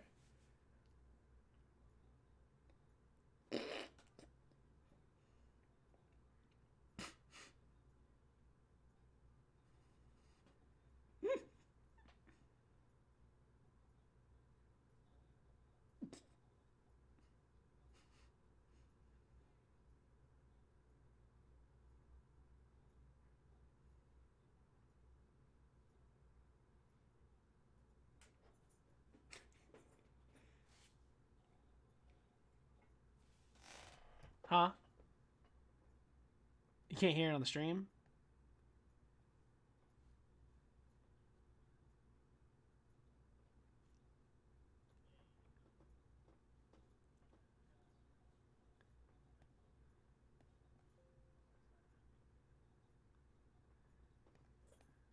What about now? Huh? What about now? Can you hear it? Yeah, that might be why.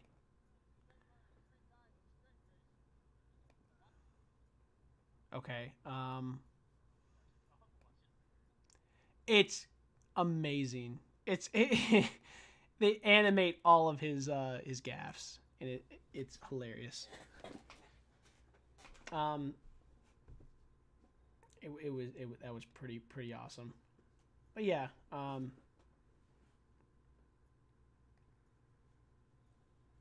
but it's just getting to a point where it's just a little sad. Let's hide this part. Yeah, but that was pretty funny, Feldrain. I appreciate that. I'm gonna watch some more of those. That looks. I've never seen that YouTube channel, and now I really want to. You've given me more ammunition to go watch more. Um, The playlist Classical Heart on Amazon Music. Alexa, stop. What?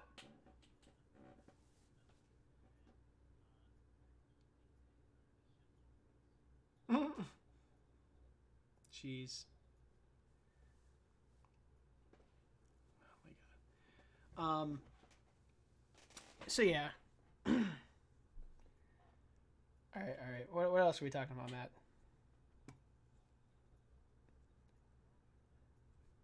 How much more time do you have?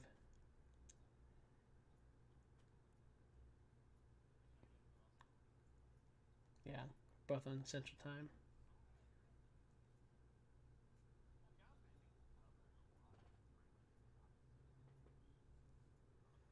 Yeah, and like, if we were gonna get into discussion, yeah, if we're gonna get a discussion about like universal basic income, that's a almost an episode in and of itself.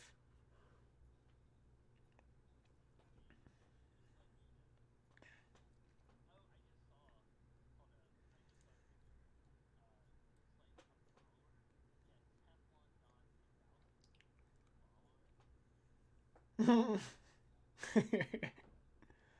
think I know who it is too.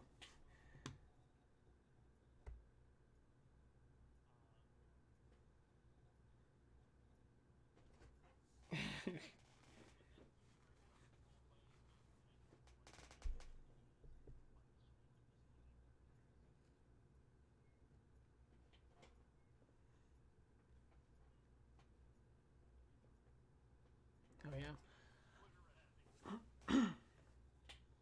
I mean, yeah. I mean, if there are any other questions from chat, I think it might. I think Veldrain might be the only active chatter right now. So Veldrain, if you had any questions for us, just let us know. Let us know. Yeah, wow. I think also the chat is about 2 to 4 minutes behind. So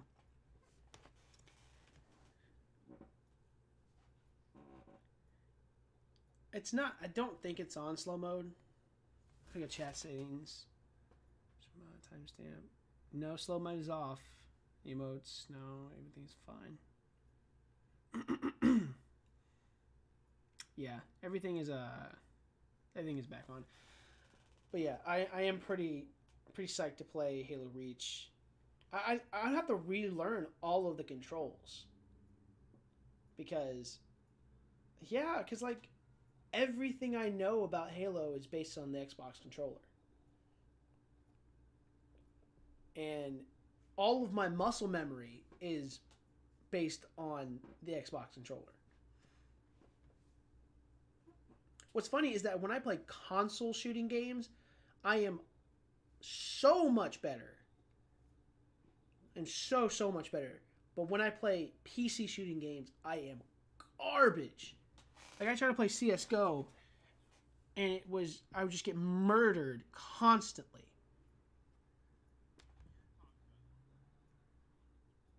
Yeah.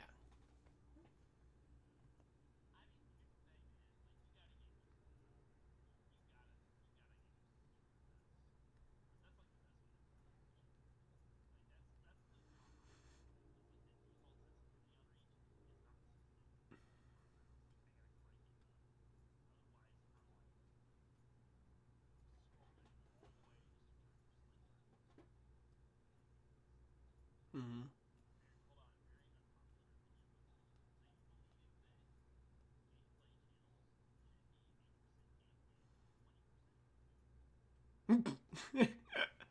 Or even worse, no boob at all. Oh my god.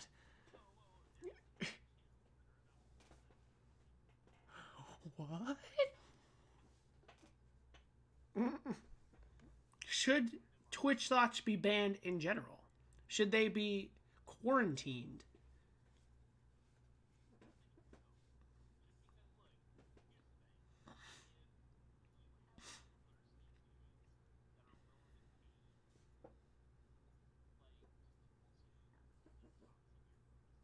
The breasticles.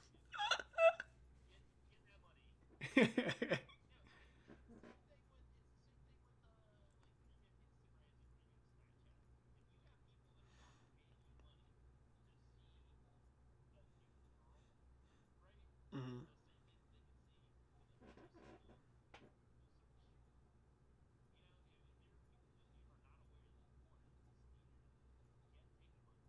Yeah, I mean, But I mean, should that be its own category? That's what we're saying, because it's in the IRL category, in the just talking category, and you have the problem with kids going in there, and it might be what it is. It might be a lot of kids going in there, and their parents, all they're playing, they're watching Twitch, they're just watching Fortnite or whatever. No, they're going in to see some big titty bitches, just sit there and talk to you for hours.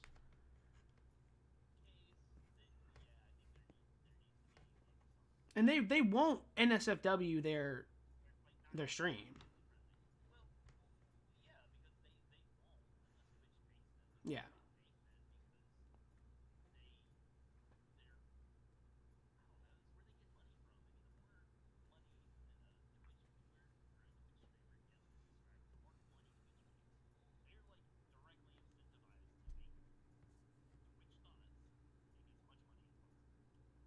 That's a very good point, Veldrain. So Veldrain says PC versus console. Console has aim assist, PC doesn't. PC requires some really fine-tuned muscle motor memory, and console has aim assist with larger hitboxes. That's true to a certain extent, yeah.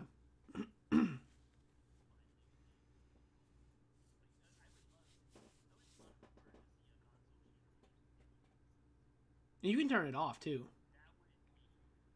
You can turn it off too. In some games, you can turn it off, and sometimes I have because some of the aim assist on there just is garbage, and it's like.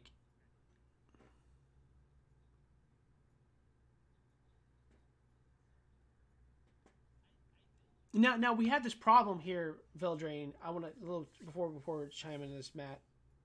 We have this problem of it also being one-dimensionally categorized, right? The far left.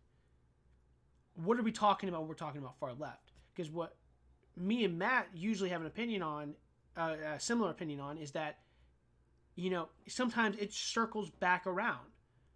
Are we talking about libertarian far left, or are we talking about authoritarian far left?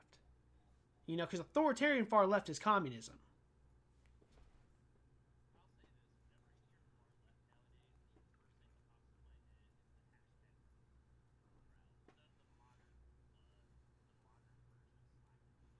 Mm-hmm.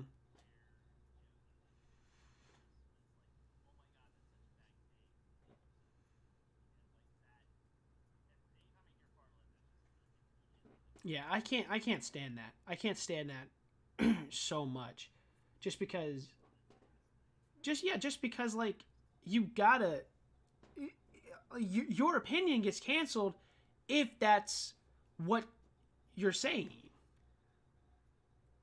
There is a silver of evidence to use against your nearest competitor in just chatting. It will be used.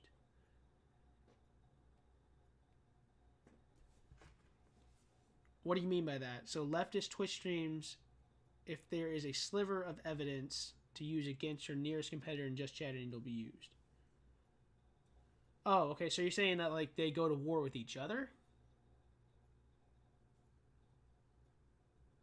Oh, okay. So they kind of nitpick each other. Okay, I think I see what you're talking about.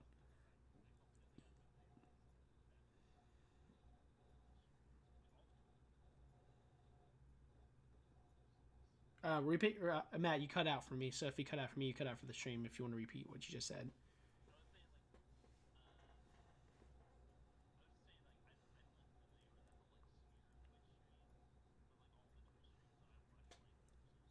Right.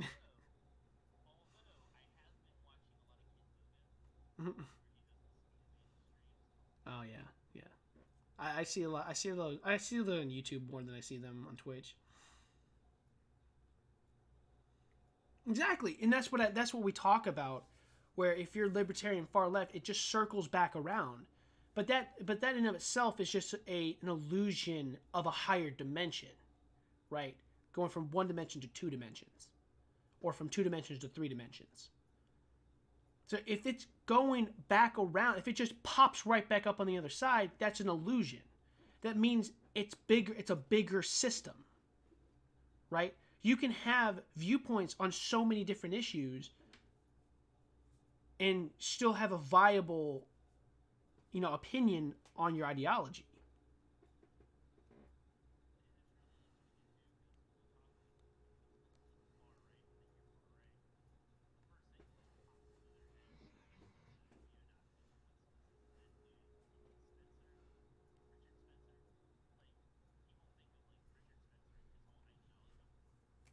Mm-hmm.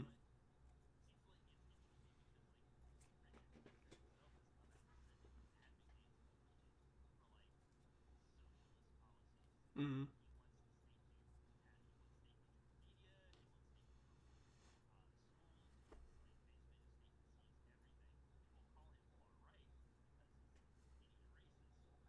Yeah.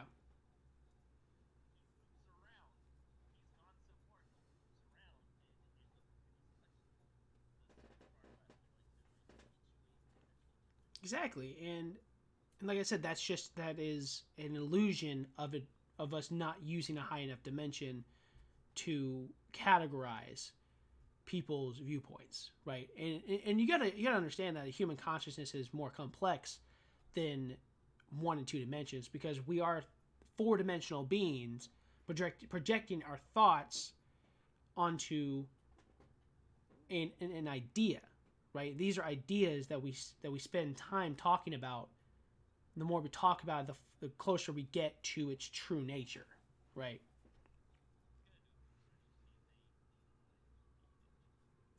Oh yeah, we did. January 1st, 2020, baby.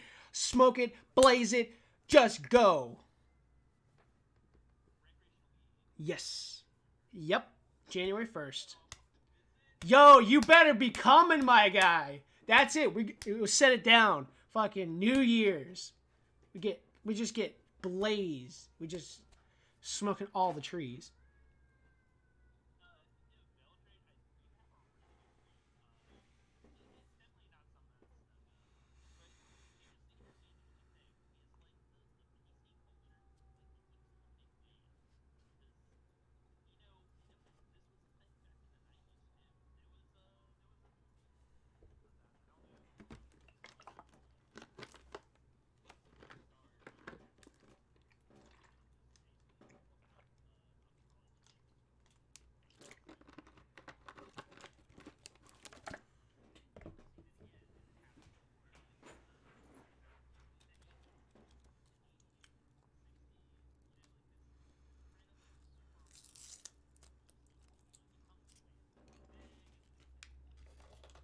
Yeah.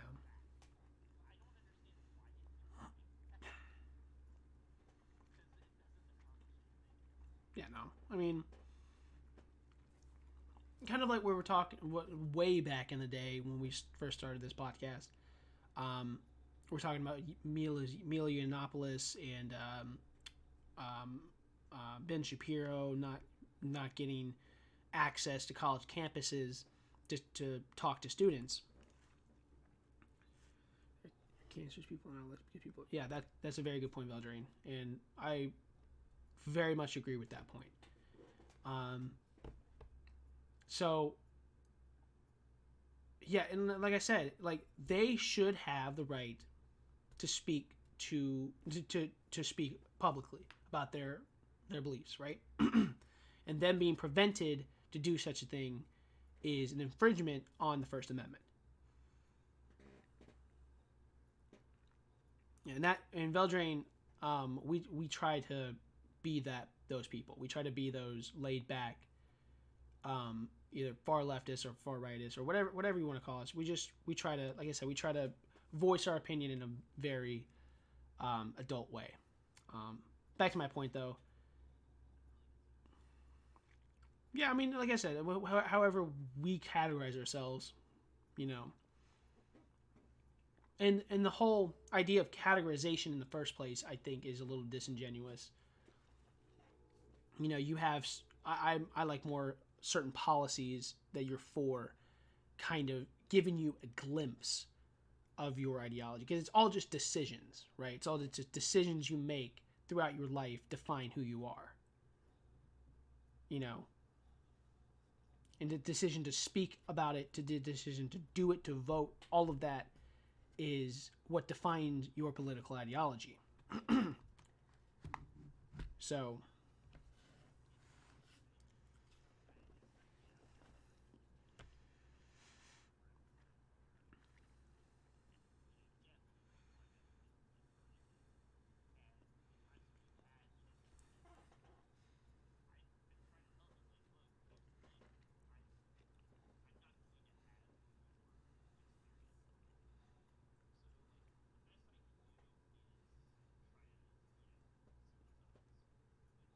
Mm-hmm.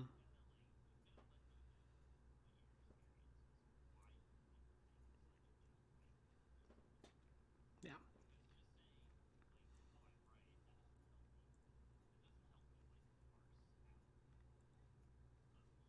Yeah.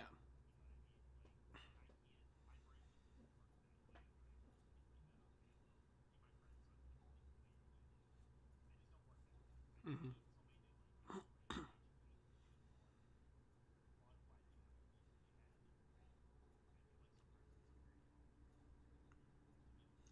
Yeah, because it's hard. It's always hard. Um, we went really in depth about this in our relaunch podcast. That unfortunately I can't get back because Twitch didn't save it. I digress. Um, I'm so pissed about that. I drove 6 hours to go see this guy. We did a podcast, and now I can't get the video. Yeah, but definitely, yeah, it was fun. Um, but yeah, we talked a lot about this. Where I kind of forgot where I was because I was so mad. Yeah, no, yeah, it's hard. It's hard to have a nuanced, you know, viewpoint on your policies, right? You can't just say you're right and that's it. If that was how it was, nothing would get done and we devolve as a society, right? You have to be able to prove it. You have to be able to use evidence and data. And if it turns out that you're wrong, you should have the ability to retroactively go into yourself and say, was that a correct line of thinking to have? And if it was no, you should be able to change it. But the thing is, like I said, that it's hard for most people, you know. So let me just comment. I want more. One of the more horrible social changes just wipe out label trans. I mean,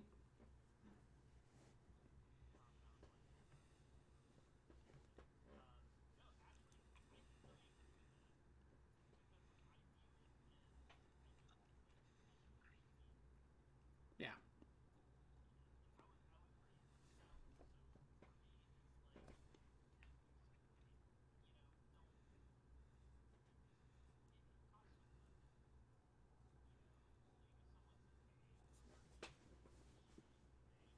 it is, ma'am. It is not, sir. It is, ma'am.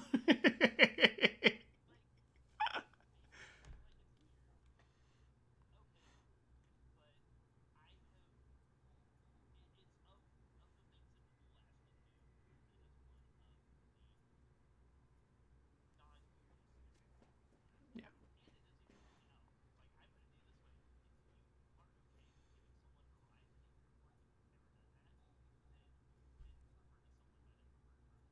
yeah. I mean, so going to the second part of Veldrain's point here. Um, it it goes back to what we were talking about the pursuit of happiness, right? And the freedoms with which you are deserved. Now, if you're not happy to be a man, if you're not happy to be a woman, in the very first couple lines of the Constitution, or the first paragraph, I can't remember exactly where it's at, or off the top of my head, but I know it's in there. You should be able to pursue your own happiness. And if you're happier being a woman or a man, you should be able to do that.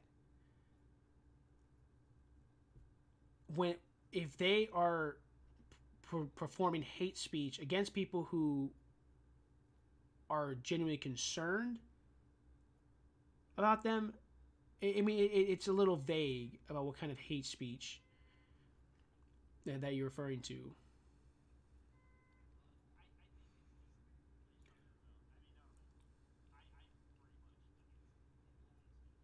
Of course, yeah, yeah.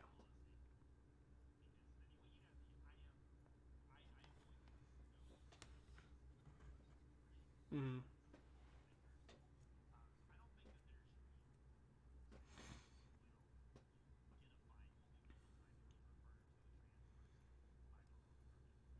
No, yeah, that's getting a little too far. And this is where he goes in the second part of the comment. Social awareness and progression is a wonderful thing. It becomes authoritarian to force social progression. That's a good point. I completely agree with the fact that the government should not be involved in forcing people to, like you said, be a part. Declaration of Independence. Yes, that is right, Felix. I appreciate it. But in any case, they shouldn't force it upon you, right? You should have the right to do it if you would like. Thank you, Felix. I appreciate that. You should have the right to change your gender, right? I don't think anyone who doesn't have a religious bias on that fact has an argument against that, right? Or argues against that. If you have a religious argument against it, that's one thing, right? But I don't know if I've ever heard anybody make a unreligious argument against being able to change what sex you are.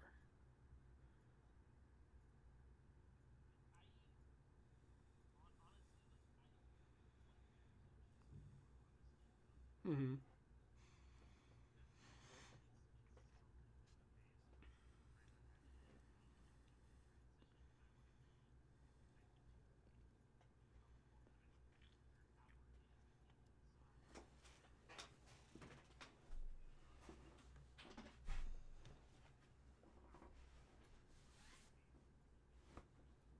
Of course, yeah. Mm-hmm.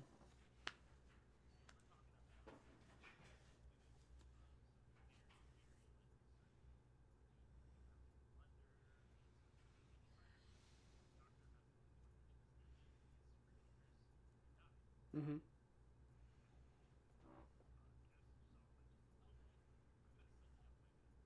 Yeah, it could happen.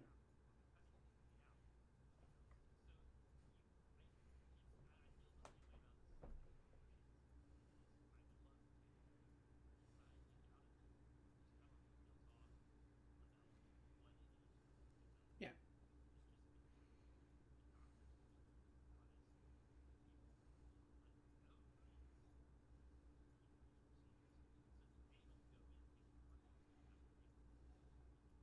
Mm-hmm.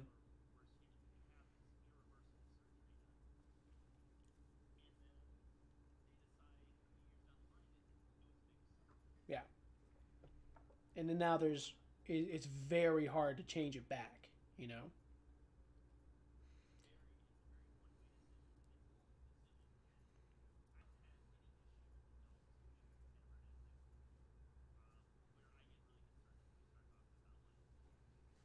Yeah, yeah, definitely, definitely. Mm-hmm.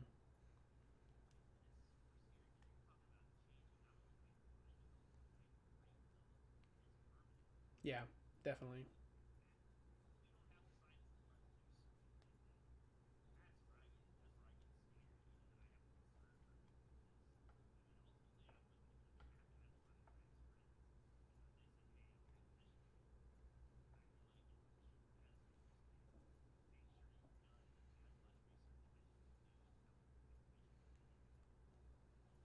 Mm-hmm.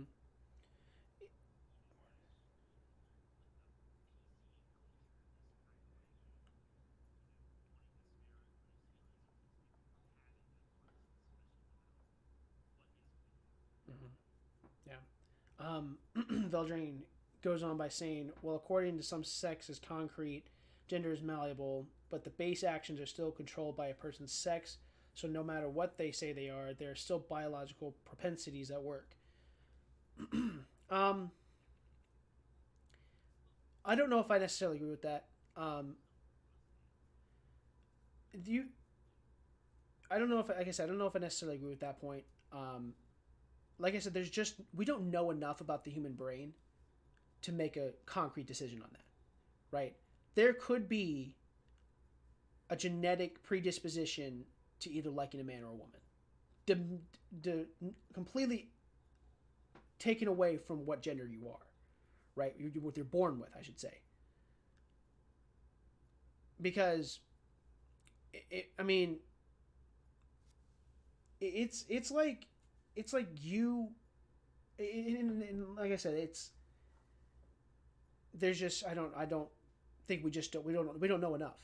We don't know enough about biology and the human brain, more like it, to know if it is a biological predisposition, concrete, and it's a choice, or if it is a genetic predisposition to where when you're conceived, that is when you're decided what kind of sex that you will be attracted to. Now, going forward, until we know what that predisposition is, until then, we have to lean on the side of freedom. We have to lean on the side where people should, even afterwards, why should we prevent people from loving who they want to love? Even if it isn't a genetic predisposition, it's a choice.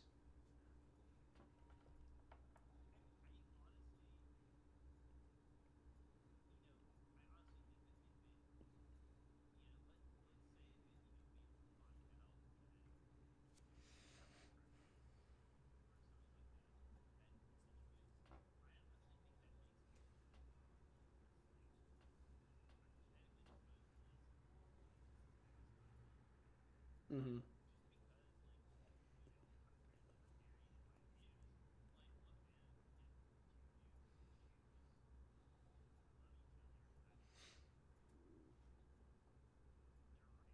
Yeah, I think what it really helps more than I think what it really helps more than just the social part of it is the religious part of it, because some people want to be religiously, accepted as loving a man or loving a woman as a woman,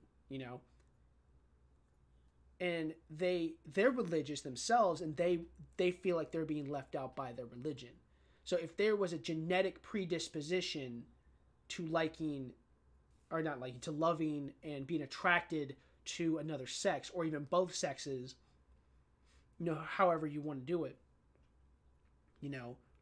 or however you're genetically predisposed to doing it, that would, confirm them as being made by God that way.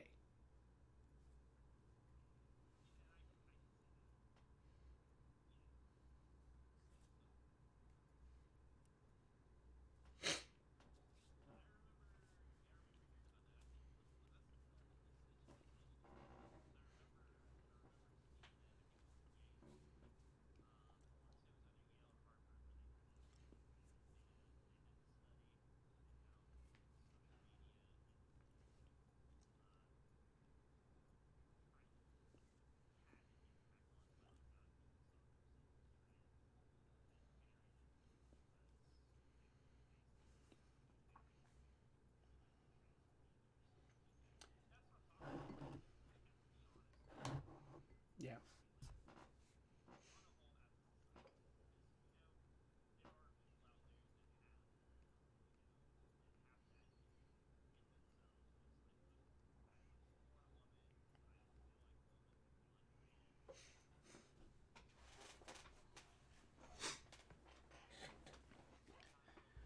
It shouldn't be a fashion statement. It shouldn't be a way to be cool, as some people would say. It should be a very, very serious discussion you have between only one person, you, or two people, you and your doctor.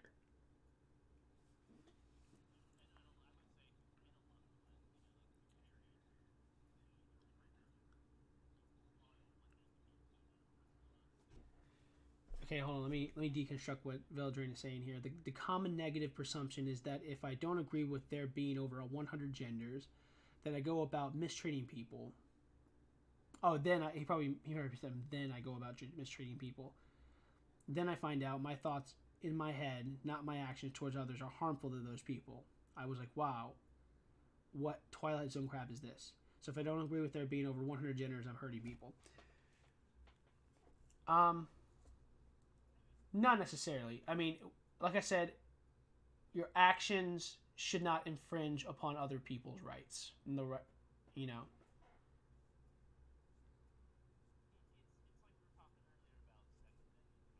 Mm.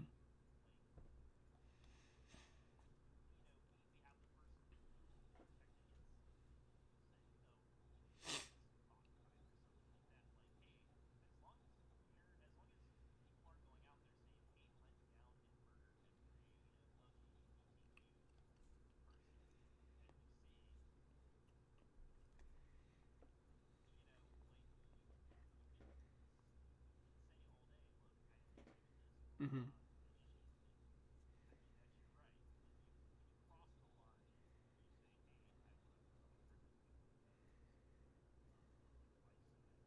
Mm-hmm.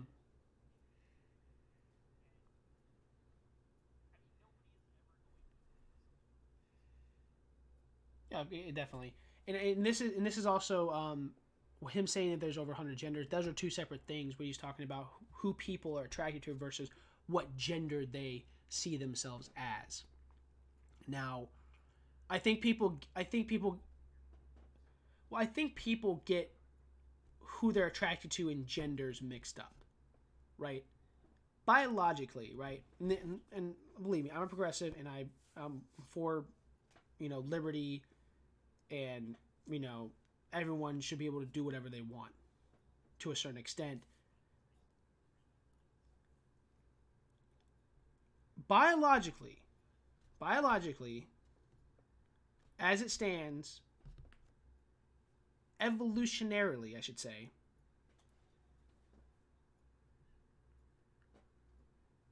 yeah, because tolerance, yeah. Um, Evolutionarily, yes, there's only two genders, and you are, if you misconstrued what gender means as a word, then you input different things, and that's where I think people get it confused, right? It is mechanical. It's not about what you think in your head or what could be you are genetically predisposed to thinking, meaning that's what you've thought since birth. Mechanically, and that's what the word gender is intended for. Mechanically, there are only two, male and female. Right? Now, sexual orientation is a completely different subject. There could be an infinite number of sexual orientations, because when you steer away from not only when you also when you go into higher, I'm gonna go back into dimensions for a second. I don't want to blow people, like, not like lose people in what I'm trying to say. It goes in the same way the political ideology goes. You go from one dimensional, you have straight, gay, and lesbian. In between, which is bi, right? Sorry, if I sniff, I've been sick for the last 2 days. Excuse me. Then once you input transgender, that becomes two-dimensional, right? So you have so many more options in between those things, right?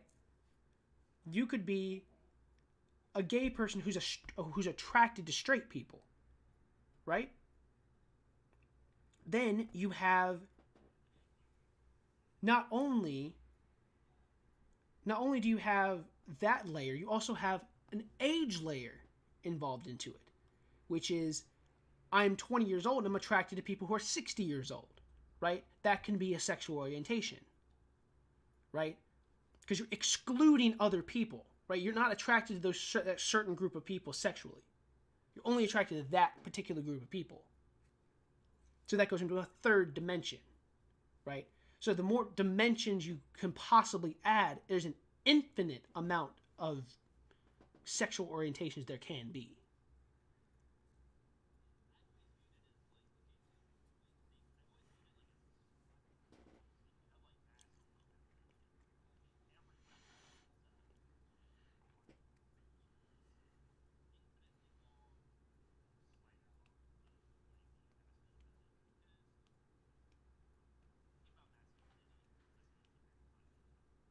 Mm-hmm.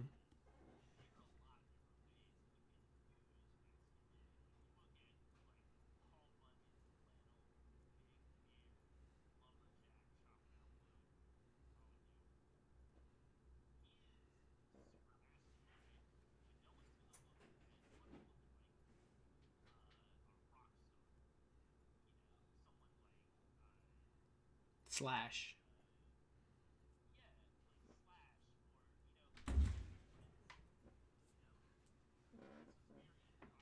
Mm-hmm. Yeah.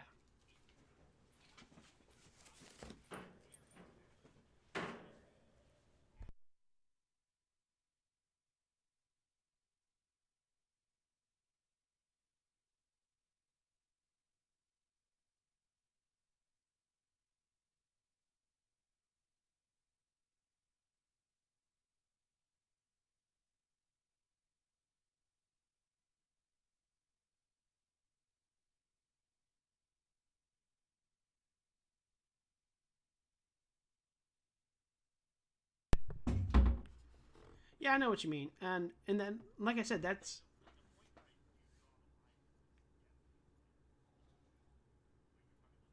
oh yeah, pedophilia definitely, yeah,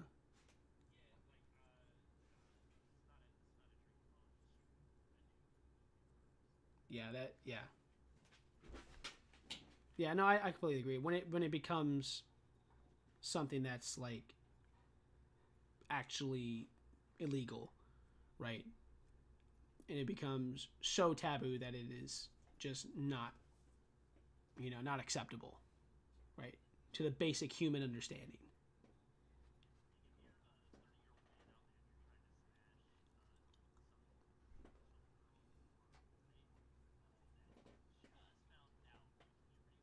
Mm-hmm. Yeah, yeah. But no, that's not necessarily the people we're talking about.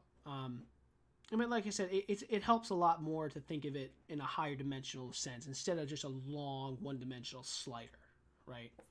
And that's where it kind of help, and it also helps out with understanding how people can be that certain way because you have some people who fluctuate from feminine to masculine, right?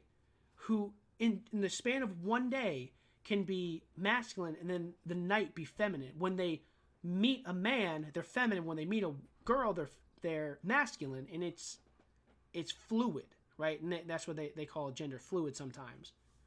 Um,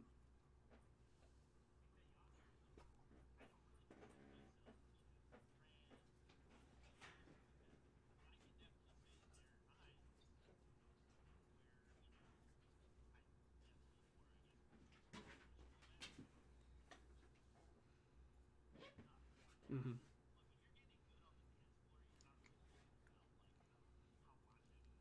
Yeah,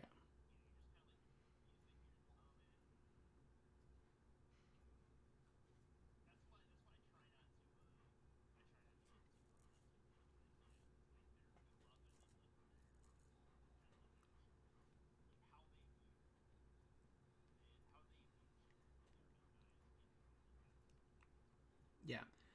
So Veldring makes a good point here. If a transgender person is denied rental application or job opportunity for being trans, that is wrong. That is a problem. When on the job and a customer accidentally misgenders them and they need the next 2 days off to recover and the job allows this, that's going too far. Yeah, definitely. That's just abusing the system. Um, w- w- and also, when you go into the fact of customer versus employee relations, there's a lot worse stuff customers have said to me than just people have misgendered me sometimes because they just didn't look up from their menu.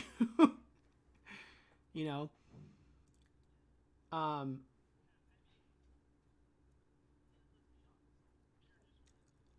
yeah. Now.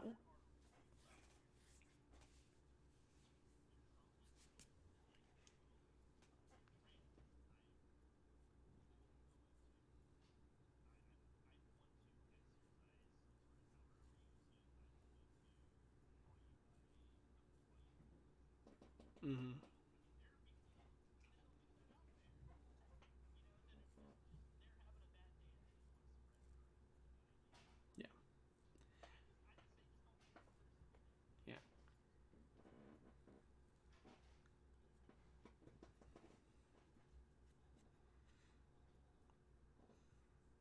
Yeah. Um, when hold on before we skip that topic of at work, but when it's a employee to another employee, like you said, how they're exercising problem over it. When someone is actively making fun of you because of that, you know, or if exactly that actually exactly that is harassment. That is technically a problem, right? For whatever it is, even if you have like a physical deformation, you know, you lost a leg and someone calls you IHOP, you know, that's a problem, you know. So that should be handled internally, but when it comes to customer employee relations, that's just, it gets to the point where you signed up for a job, you knew what was entailed in the job, you know, and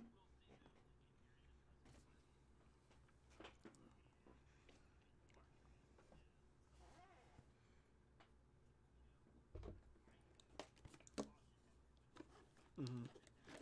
And if you're the customer and an employee misgenders you, you know, there should be a little leeway, but if you correct them and they continue to misgender you, right, on purpose, then you as a customer have a right to have a problem with that because you are paying them for a service. Mm-hmm.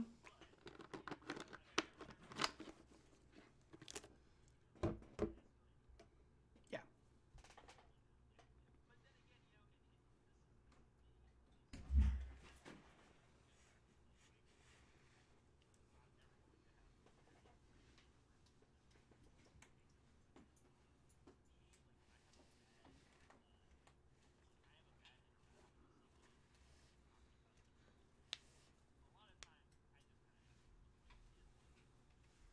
Yeah.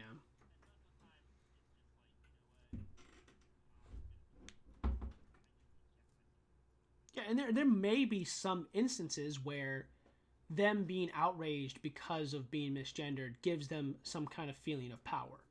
You know, there probably are some particular isolated incidents where that happens, right? And that's also not wrong. So you have to kind of go on a case by case kind of basis here. You can't categorize everything as hate speech. You can't categorize everything as inherently wrong or inherently right. You have to go case by case, and you have to have a much more nuanced view of it. You know, so I mean, yeah, I mean that's. I mean, it is hard to, and it's hard to do, and but it's necessary.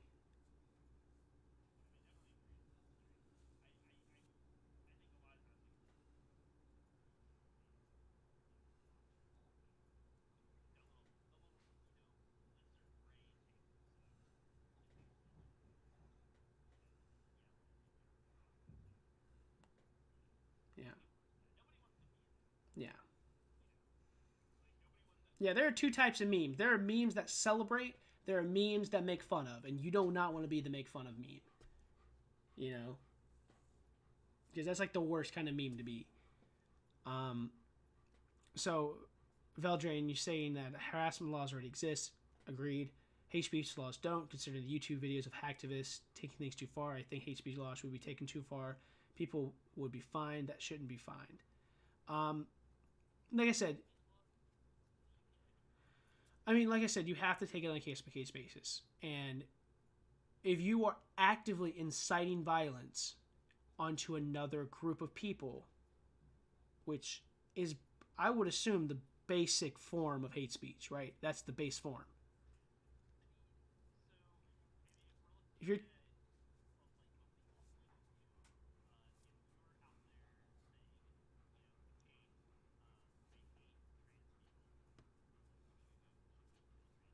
yes.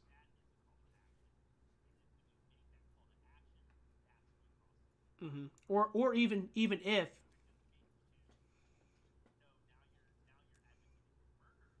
mm-hmm. Yeah. Well, let's go a step down. Let's go say, you know, I trans people are terrible, and they should you should go vote for this candidate because they are going to infringe on their rights and they're going to make them less than, a person, right? And they're going to criminally, indict them. That can also be considered hate speech in my mind. I don't know about you, Matt.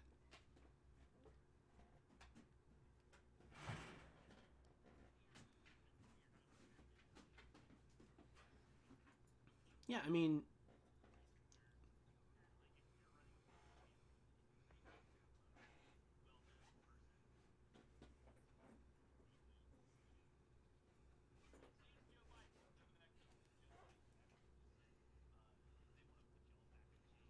mm-hmm. Yeah.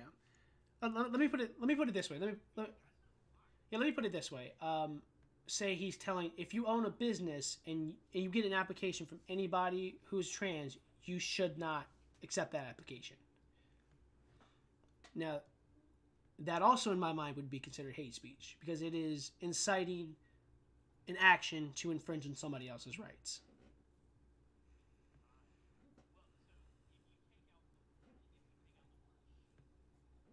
Yeah.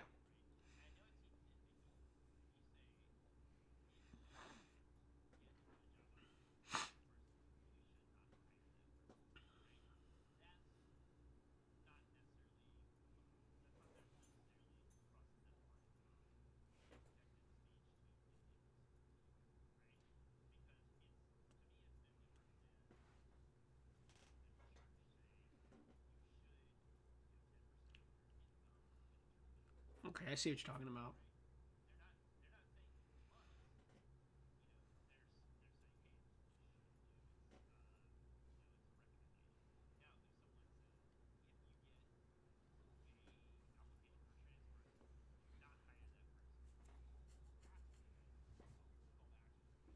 Yeah.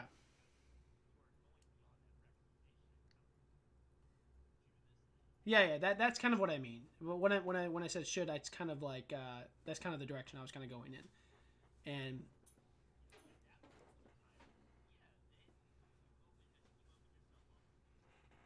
mm-hmm, yeah, exactly.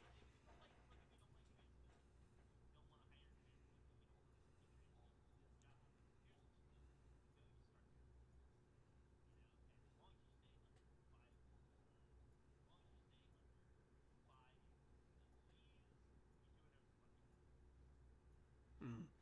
Yeah, I mean, so let's go into the fact the Veldrin's previous point about YouTube censorship, and the reason behind it is not necessarily because YouTube has a certain agenda, right? Well, kind of is, but the agenda is misguided.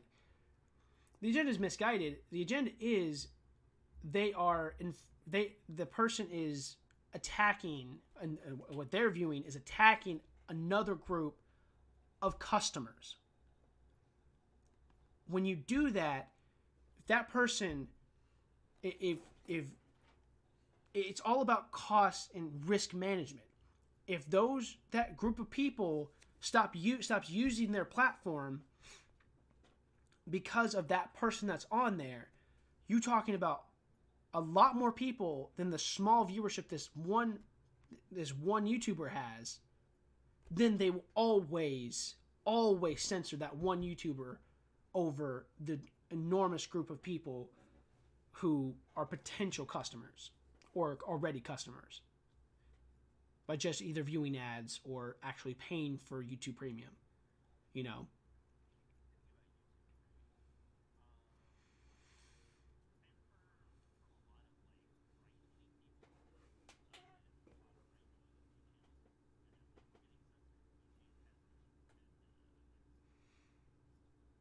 Mm-hmm.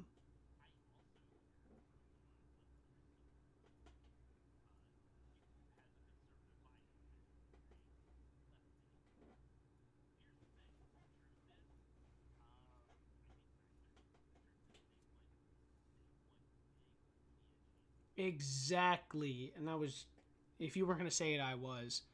They, it is a bias against independent media, is what it is. It's not a bias against just conservatives or progressives or lefts or right. It is a bias against small independent creators versus gigantic mega corporations like Comcast, Verizon, Disney, yada yada, who have ungodly amounts of money, right? They want those guys. That's where the real money's at, right? They have to spend a lot more resources, slowly, not slowly, but like very tentatively nurturing this independent news outlet from a bunch of hundreds, thousands of different sources, Okay, hey, how's it going, Pi? Thanks for stopping in, buddy. KSP will be coming back. It will. I promise. I am still addicted to that game. KSP never dies. I have only barely scratched the surface of KSP. I haven't even gotten to other planets in the solar system. Let me. Veldrin has a wall of text here. I want to get to it. The funniest thing I hear from very ignorant people that don't care is freedom of speech is when they say something to the order of, if I tell my boss off, I'll get fired. How is that free speech? What they don't understand is that with hate speech laws, the act of telling your boss off is a finable offense. Words can have consequences in professional and social settings. People get to live with those consequences. With hate speech laws, it's words, and that's it. Okay, I see what you're talking about. It's talking about banning certain forms of speech instead of those nuanced, isolated incidents.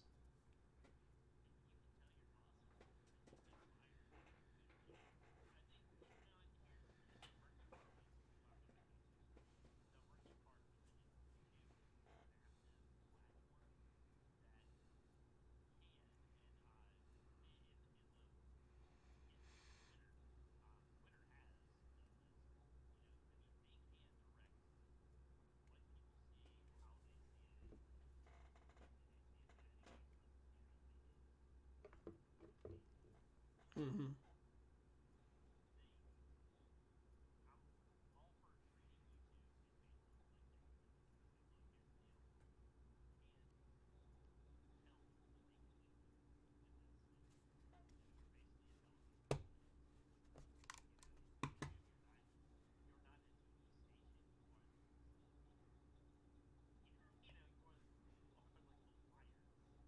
Yeah.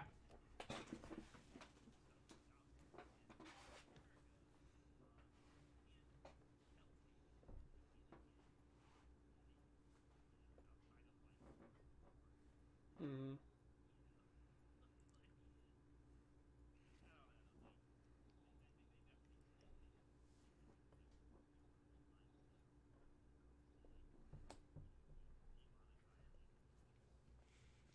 Oh yeah, and this goes to as well being a gigantic mega corporation, multinational mega corporation that almost has a monopoly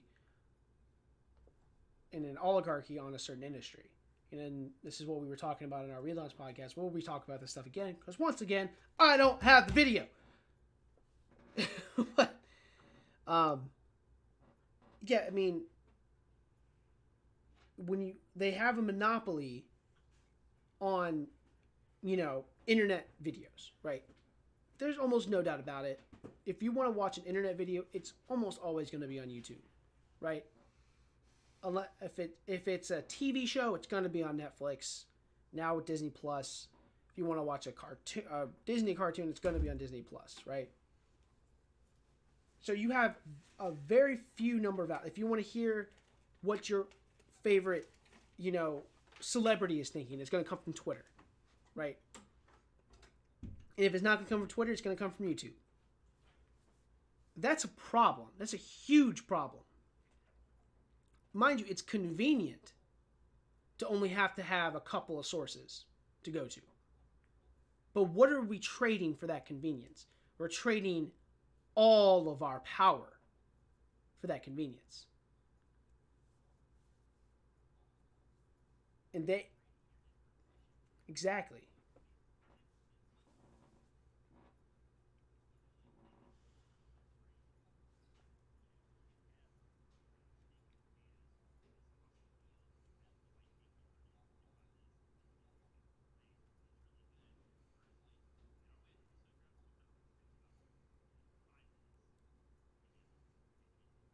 You can Uber Eats it to your house and forget about it and take literally 30 seconds.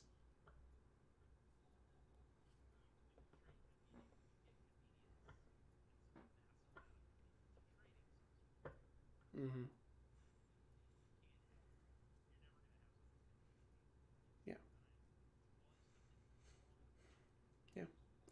What I like too is there is a new platform that's been developing because a lot of educational streamers, not streamers, a lot of educational YouTubers have gotten hit a lot with what YouTube has been doing lately. They've started their own platform for their videos, and a lot of them have almost exclusively been uploading to that platform. I want to get a subscription to it because a lot of my favorite YouTubers, um, are on that platform.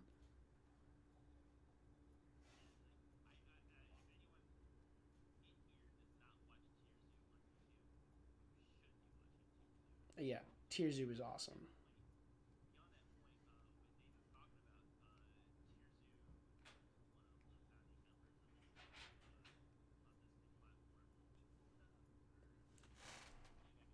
Yeah, because Google Chrome, makes my computer have a heart attack.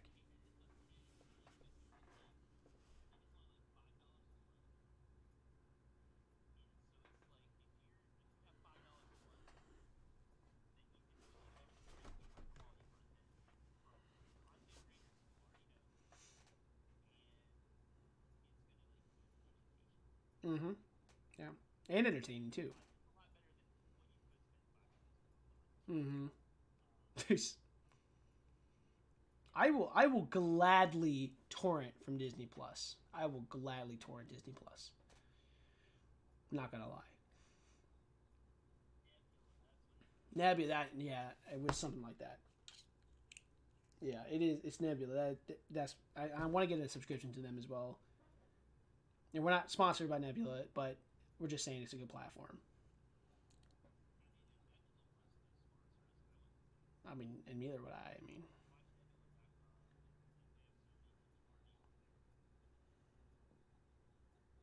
yeah. And what I find funny though with YouTube, yeah, what I find funny about YouTube is that as soon as creators started using Patreon, is when they completely started deactivating accounts instead. So they started using demonetization as a tool to silence certain YouTubers, right? Now they're just completely shutting down their account, which means that they what they were doing is not working anymore. So now they really just want to silence them, so that they just do that now. Now that they know they can get away with it, they're doing it because again they have so much power.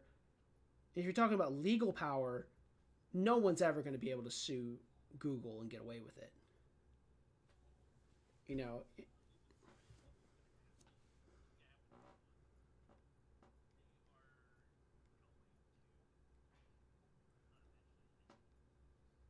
yeah.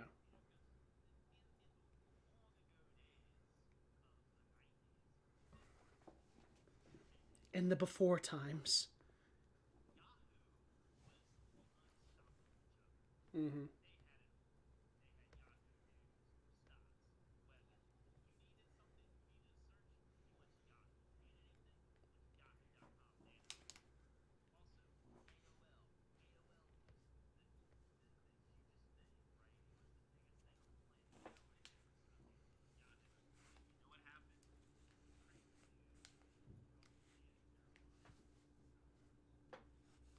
Mm-hmm. Yep. Yeah. Yeah.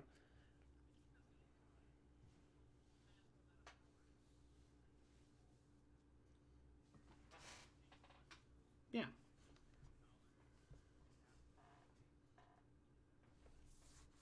And that's where like things like Twitch come in, right? So you have like Twitch streamers and people now switching. And what I love about Twitch now is that they are opening themselves up to other forms of media, like politics and podcasts and things of that nature. Um, there was also a problem with YouTube way back in the day where if you posted a video that was longer than 5 minutes, you wouldn't be watched. It was pretty consensus that you did not post a video that was longer than 5 minutes. And that could also be one of the contributing factors to the current generation's, lack of attention span.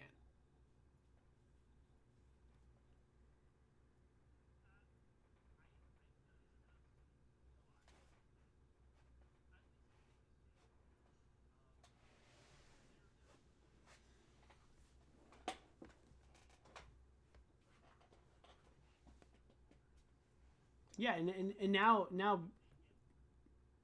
people are getting longer videos now. Yeah.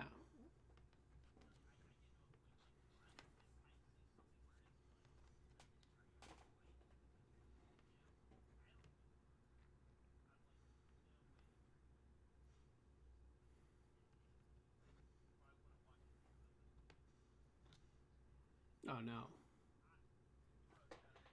I don't know if you've heard. Have you ever watched Lindy Beige? So he does hour-long videos. It's just this dude just sits in his room and goes on a rant about like historical stuff. Like the most recent video he had um, was about military soldiers, how likely they were to initiate combat. Right? How likely was it that like a private would initiate, any kind of violence, right? And he was saying it is an incredibly low chance that almost any soldier will initiate combat, right? And especially privates. But the higher rank you go, the more likely it is that they will initiate combat. And he kind of goes into all the nuances about it. But he has all kinds of, he did like a graphic novel on the Punic War, which is relevant to what you were just saying. He has a lot of videos on the Punic War.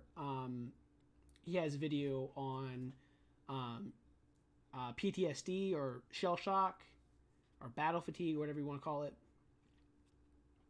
He just so many different videos, and sometimes I just put him on and just like, well, he's a fantastic YouTuber. He's like a British guy.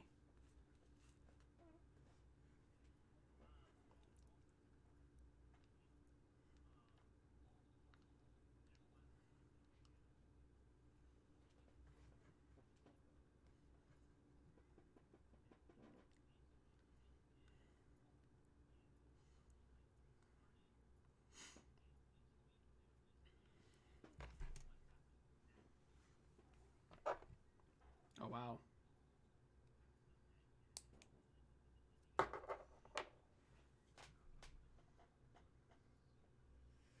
Yeah.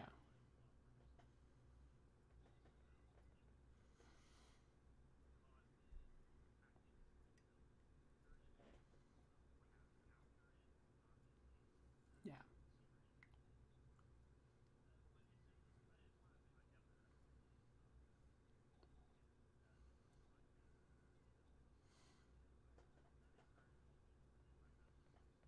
Yeah. I mean, yeah, the Roman Empire itself is just fascinating.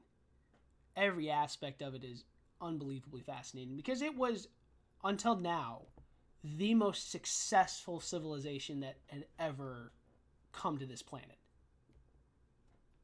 If they had domain over a quarter of the world's population.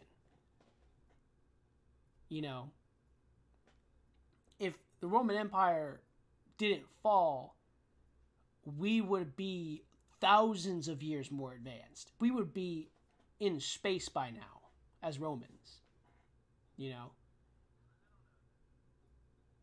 I mean, they were pretty open to new technologies, and they pushed new technologies more than almost any other civilization. You know? But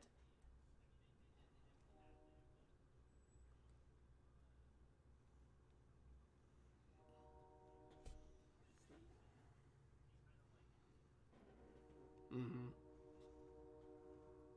Yeah, there's another YouTuber. If you speaking about alternate history, if you like alternate history, there's a YouTuber called Alternate History Hub. He's pretty good as well. Yeah, yeah. See, he has. I think he had a video on if the Roman Empire never fell. That might have been where I got that viewpoint. Um, but what Veldrain is saying here, what should be happening in Twitch but doesn't. Twitch recently got a politics category. Yeah, and I know they just got a politics category, and some people are just in chatting.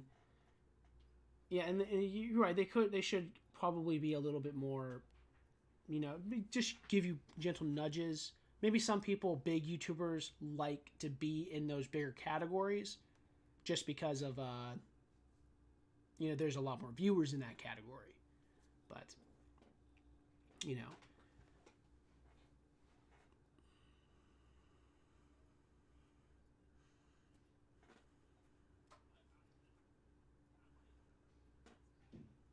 what, Lindy Beige?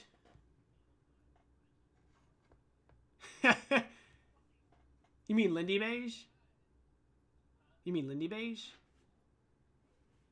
Or on Nebula? Oh yeah, yeah, yeah, yeah.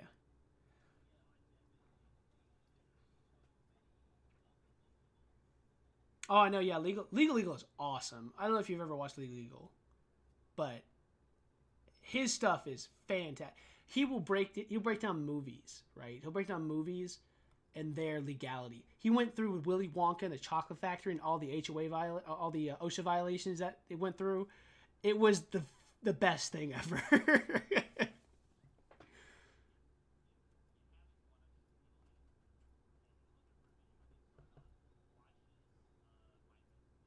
Oh yeah, yeah. He's like, I know. What was that one thing he said that was like he just loved more than anything? Oh my god. What one thing he goes so far about is not going into the well. Like if you start off by not going into the juror's well, you all automatically get points from him.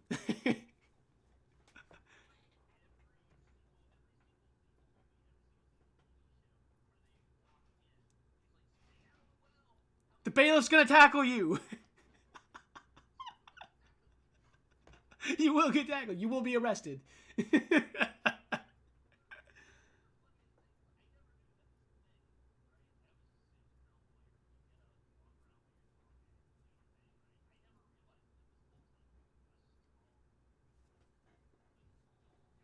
Yeah, there's a system in place. Why? No, he's so great. I don't know. Well, I mean, everyone has their own opinion.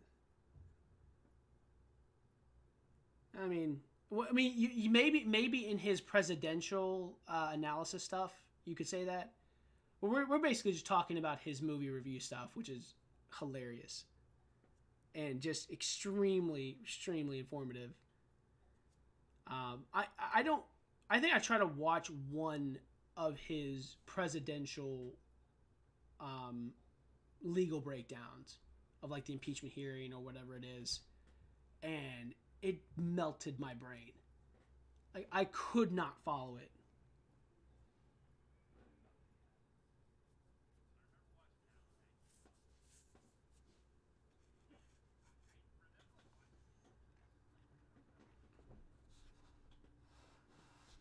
Yeah.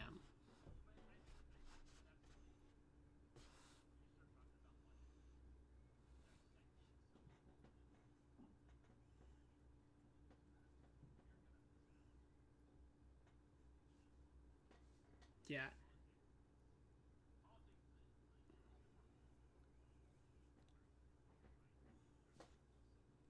Yeah.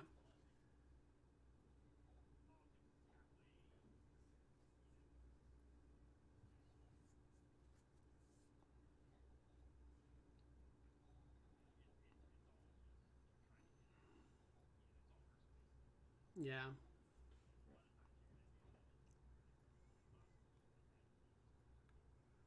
Mm-hmm. Um, Also, you have to understand what his audience is. His viewer audience. His viewer audience is basically legal college students. That's where he started his channel on. So if it gives you an idea of what he's trying to pander to.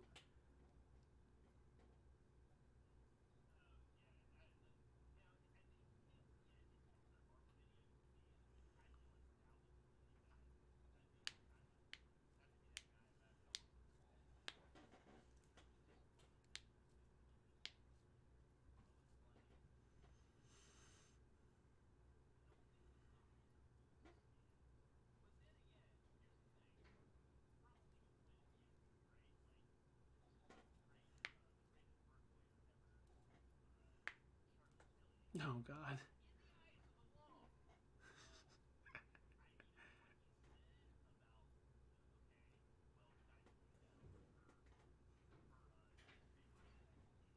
Well, it was about it was an attachment of herself because she was holding it.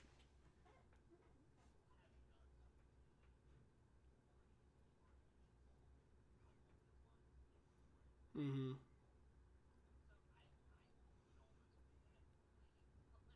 You got a good lawyer. That's what it is. Captain Marvel's got a good ass lawyer.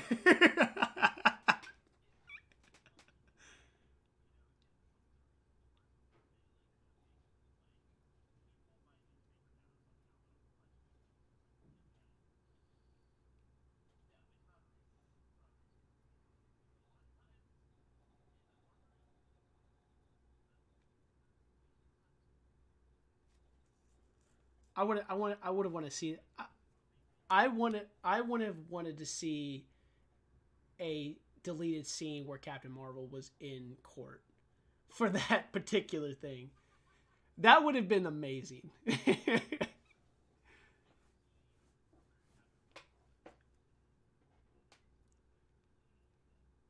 Jesus.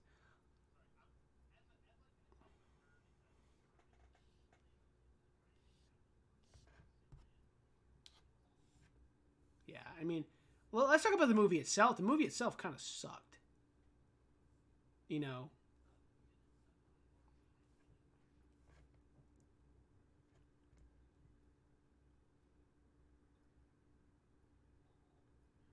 Yeah. No, no, no, no. I mean, I wouldn't say it's the Marvel trope because it still works in other ways. This, I mean, you also could be there could be a grain of truth in what you're saying as well, where they have it feels like space. I mean, Thor is space Thor, but it feels like space Thor again. You know, and Thor 1 wasn't even that good of a movie, to be completely honest. You know,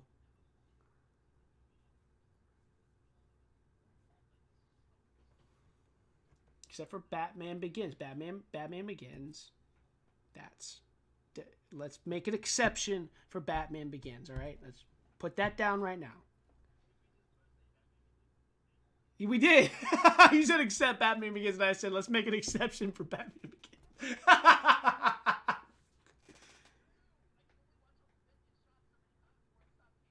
Yeah,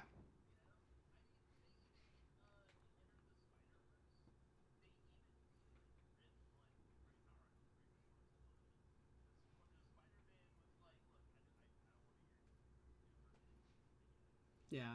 That's also kind of a fourth wall break as well. You know. Yeah, yeah. That's its whole point. Um, I haven't actually sat down and.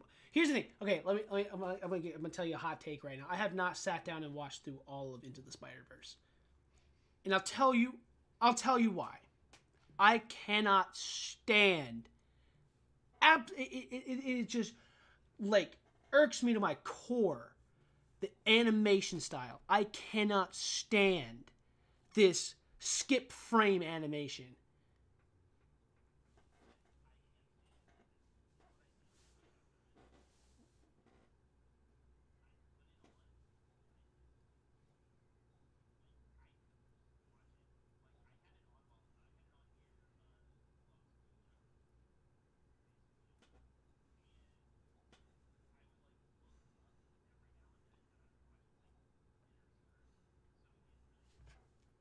Yeah, I feel like I think I need to do it that way.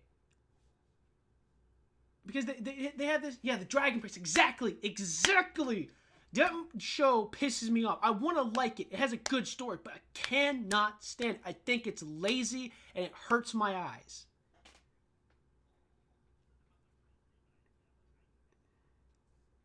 No, because what it is, it saves money. It saves the studio money because they have to animate every single frame, right?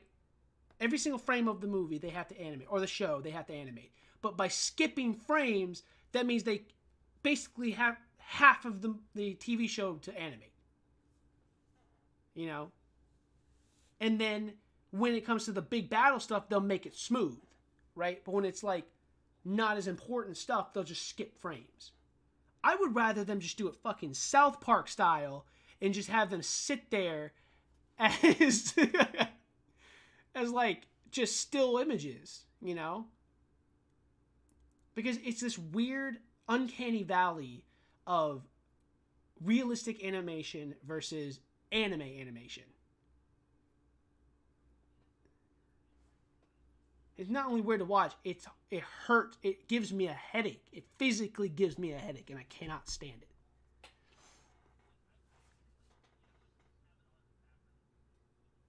Mm-hmm.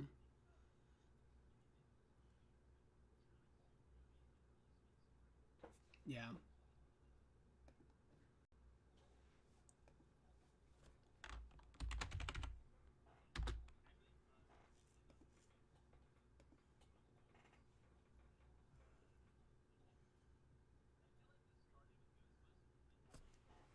Mm-hmm.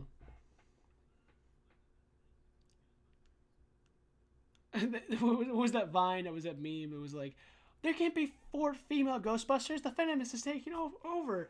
I'm an adult virgin. I know a Twitch streamer who has that as one of his alerts. He's like, I'm an adult virgin. But no, yeah, it's the Ghostbusters movie was terrible.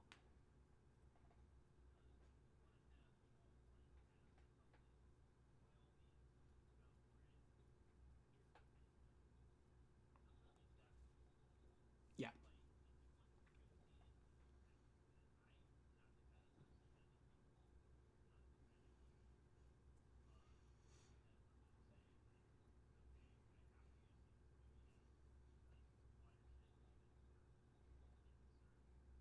Yeah, and that's the thing as well. When you do that, when you set that standard and you set that expectation, it's going to be a blank. It's a blank cast movie.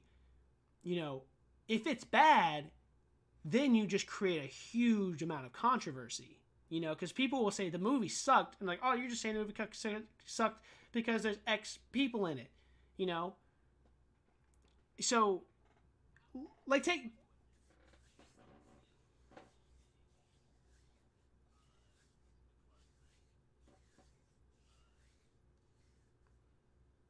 I don't remember. Yeah.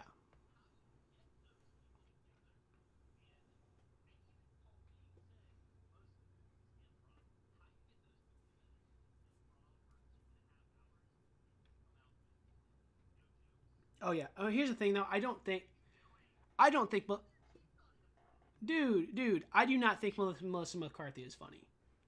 I do not think she's funny. She's like Amy Schumer to me. It. I mean, Kristen. No, I mean just in all of her movies. I've seen a lot of her movies, and she is just not funny to me in any sort of way. Kristen Wiig, here or there. She's more like a slapstick kind of comedy kind of person, you know. But because like I saw her, my favorite movie she's been in has been Masterminds, right? And Masterminds was hilarious. The one with it was Zach Galifianakis. He was he was like he had a bunch of money from the cartels or whatever, if I remember correctly. And then he flew and moved to like Guatemala or something. And he was like he like shot. He was at a gun range and he accidentally shot the gun. And he's like, she's like, "Oh my God, are you okay?" He's like, "No, I'm fine." And it just grazed my butt cheeks right in betwixt them.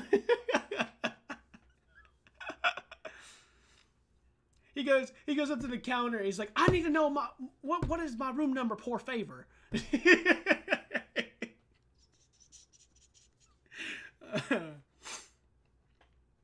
But yeah,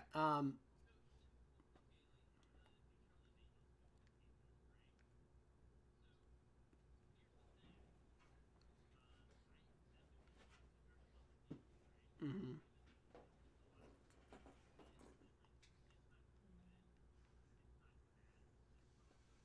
Uh-huh.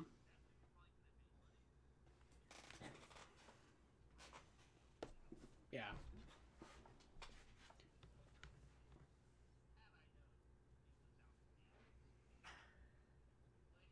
Yeah.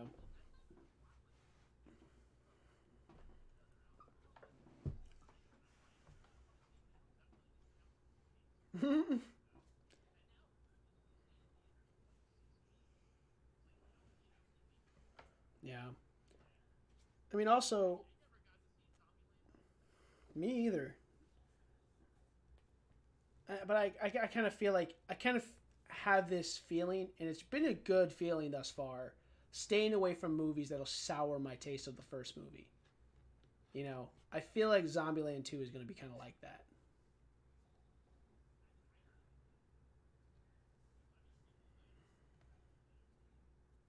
Okay. Okay.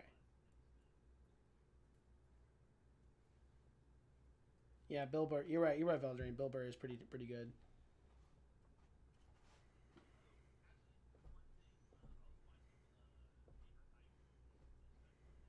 Mm.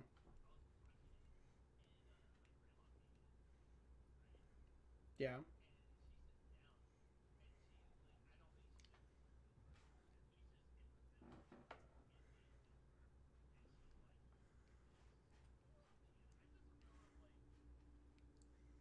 do you do you know who he is? Like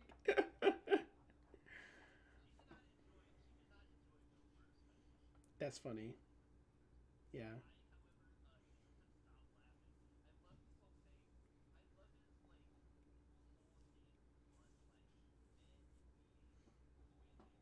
Yeah. Don't spoil it for me. I haven't. I need to catch that special. I've been away from Netflix for a while now because if I go to Netflix, I will descend into a rabbit hole of weeks just evaporated from my life.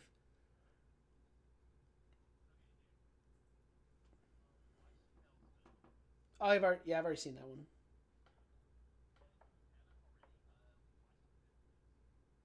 I have I have seen like bits and pieces of it each episode. I don't know. I'm not a fan of the lead actress in that movie in that show. Yeah, I don't know. I've just never been a Christian Bell fan. Kristen Bell, yeah.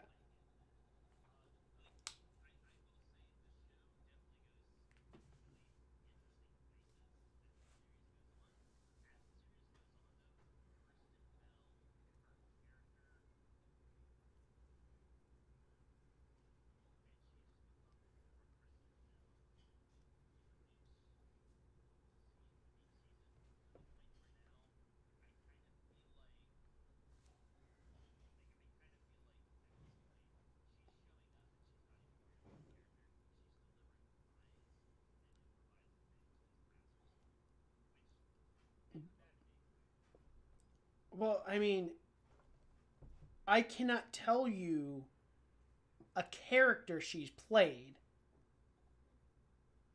that isn't herself. That's the thing about her. That's what I can't stand about her. She plays the same character every single time. Huh?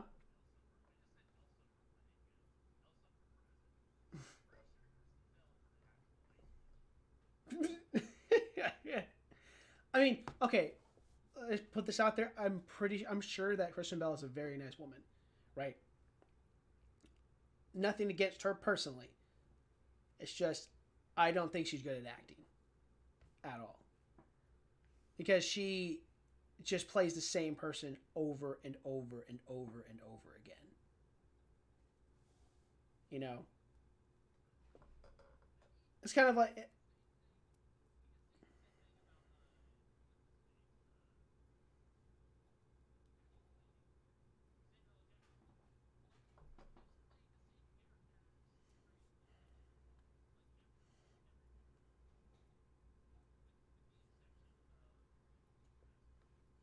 yeah, but I mean I don't know. I mean that's why you don't have Samuel L. Jackson on your list of top 100 actors, you know? It's like Tom Cruise. Because if you're honest with yourself, right? I mean, if you're talking about a public icon, definitely Samuel L. Jackson's up there. He's the motherfucker, you know? But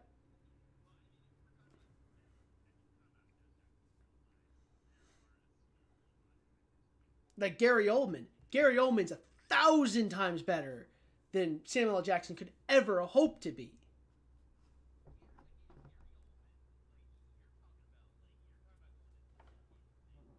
Yes.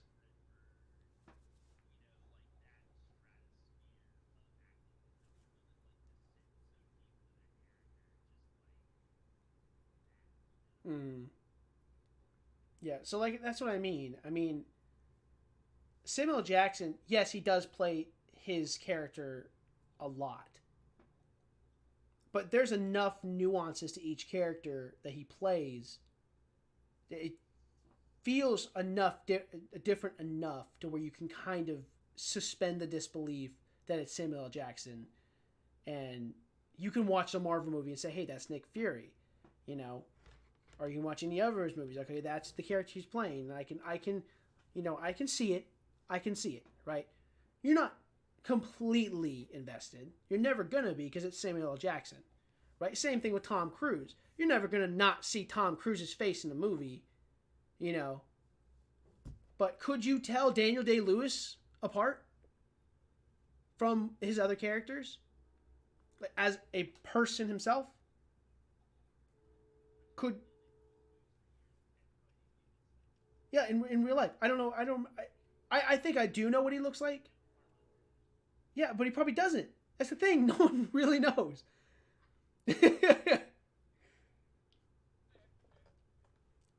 Like Christian Bale. I mean, we all kind of know what Christian Bale looks like in real life, but when Christian Bale plays a character, that's it. That's the character. He played goddamn, what's his name?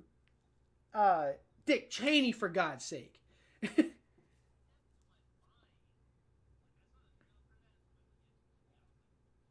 Me too. I'm like, there's no way. There's no way. So someone like that, someone like Samuel Jackson is not in the third tier. He's in like tier two just because of his social icon status, right? Kind of like Andy Samberg, kind of in that kind of area, you know.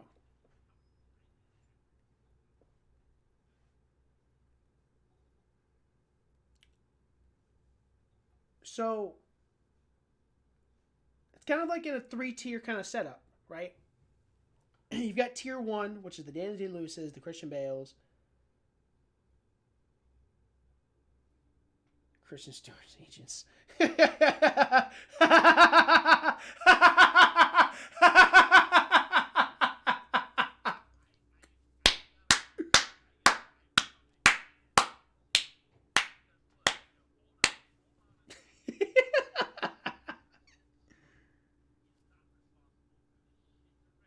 Oh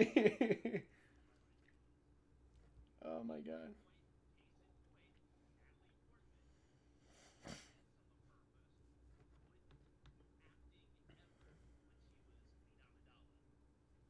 Oh my god.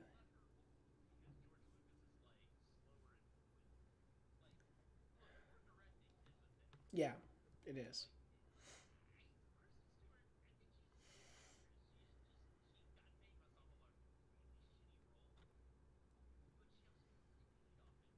Yeah, but she hasn't changed. She hasn't changed and developed, is what I'm saying. She's had room to. Yes, exactly. Thanks, Veldrain. It is like an X-Men where Sophie Turner plays Sansa Stark playing Jean Grey. Exactly. You cannot separate Sansa Stark from Jean Grey and X-Men. It's not happening, right? But you can take Michael Fassbender out of his other roles and put him in as Magneto. You can do that. That's super easy because he's such a good actor.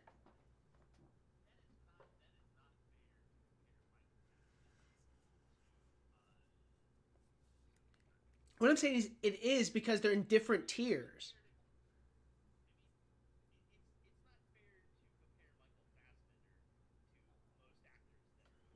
Yeah. But no, but what we're talking about is comparing because you're telling me, like, how was my ranking system? That's my ranking system. Sophie Turner is down there in tier 3 with Kristen Stewart, right? She had that one really good role, or one role she got really famous off of, depending on how you think about Twilight or how you think about Game of Thrones. You know,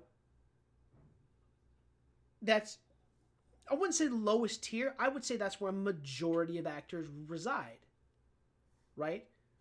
Tier 2 is where roughly 10% of actors reside, where they're good actors. You can place them in a lot of roles. You can get a good movie out of it, right? Like, say, was it Shia LaBeouf, right? You can put Shia LaBeouf into a movie, and it would be a decent movie.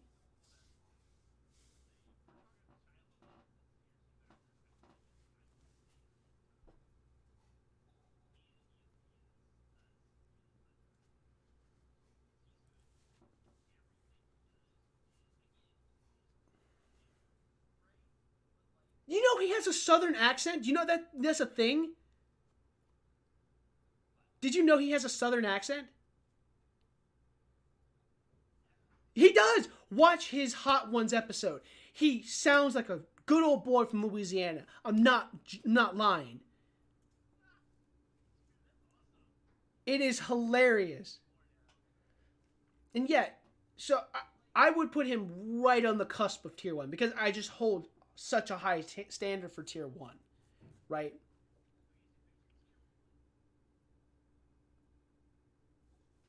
Like Daniel Day-Lewis, Christian Bale. I mean, I can't name them all, but if you tell me their name, I can easily put them in a tier.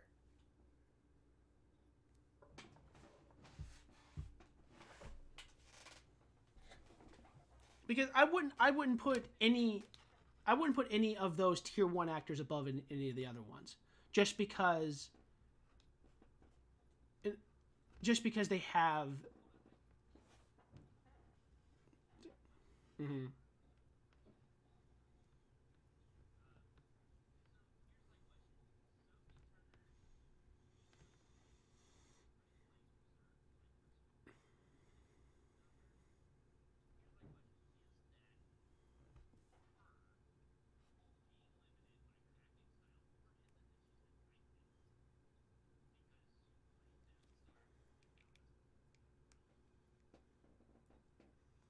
Now, Sansa Stark isn't a thing anymore. They just want to see more Sansa Stark.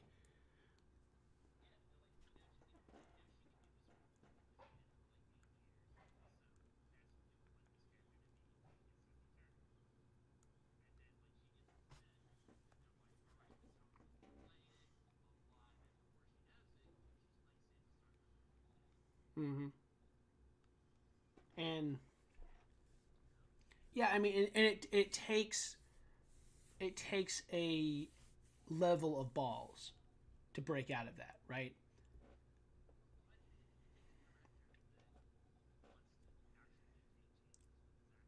Mm-hmm. Well, it's also actors setting themselves. Yeah, it's like actors setting a higher standard for themselves. You know, where you say, I'm not going to be taking these roles anymore. I know I'm better than this. You know, I want, even if it's an indie film, I will do a role that's going to portray my stylistic and not my talents, I should say.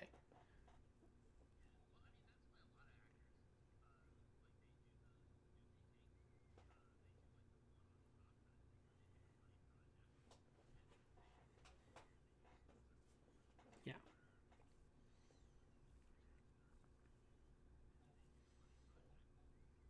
Mm-hmm.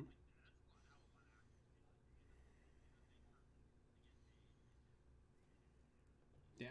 So, like, take Leonardo DiCaprio for instance. Take Leonardo DiCaprio for instance. I would put Leonardo DiCaprio in tier two, and that's why I believe he has had such a hard time getting his first Oscar. And the only time he got his first Oscar was when he broke out and did a tier one type of movie. When he stopped being Leonardo DiCaprio and was the character. So when he became that Wildsman in The Revenant, he showed flashes of being a tier one actor, and he has the ability to. But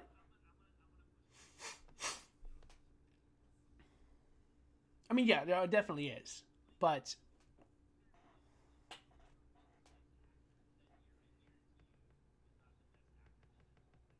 no, it's well, the academy, quote unquote, the academy, is just a bunch of old dudes, and it really is. It's just a bunch of old dudes making opinions on movies. Sometimes, and sometimes it's like a lot of World War II movies have won Oscars. A lot of historical movies have won Oscars. I would say somewhere around a large majority, like 70 to 80% of movies have been historical movies that have won Best Picture or Best Actor. You know?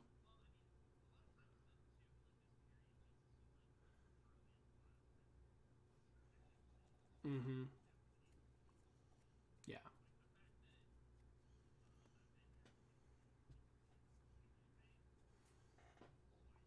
Exactly. Anthony Hopkins. Exactly. Anthony Hopkins is easily tier one because you can separate Anthony Hopkins as a person from the character he plays. Like I said, you can rail off any actor, and I'll tell you exactly what tier they're in. Exactly. And yeah, maybe I'm more biased toward method acting, right? But a lot of people will tell you,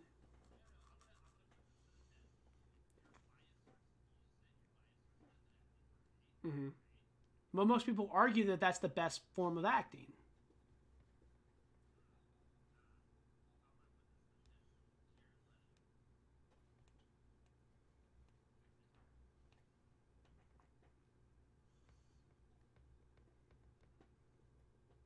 Hmm.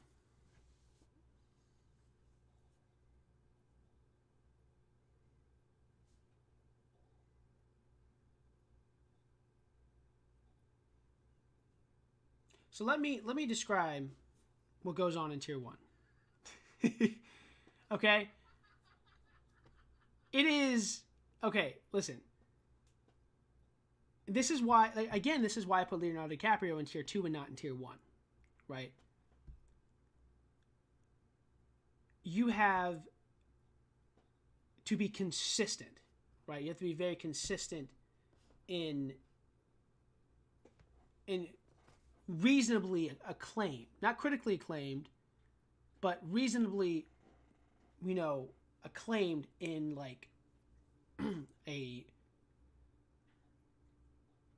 overall sense, right? An overall sense of the population is usually going to acclaim you as being a good actor, right?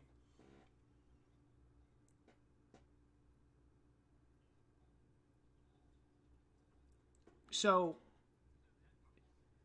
you need to have that level of consistency. I would put him again right on the cusp of tier 2. Maybe I would probably say he needs one more really good method acting role, right? Because he didn't have a lot of time to break into Joker, right? He didn't have a lot of time. He had like 5 minutes of screen time. To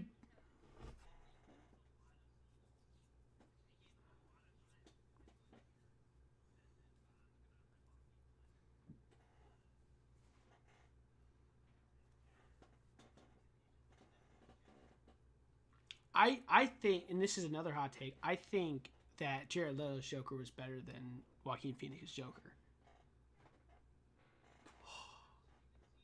Yes, I did. I saw it. I watched it through the entire thing.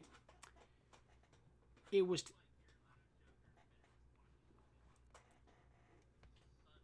I I can hear, and this is where I'm more nuanced about Joker than a lot of other people. Joaquin Phoenix did the best job with what he had. Okay. No. Here's the thing, right?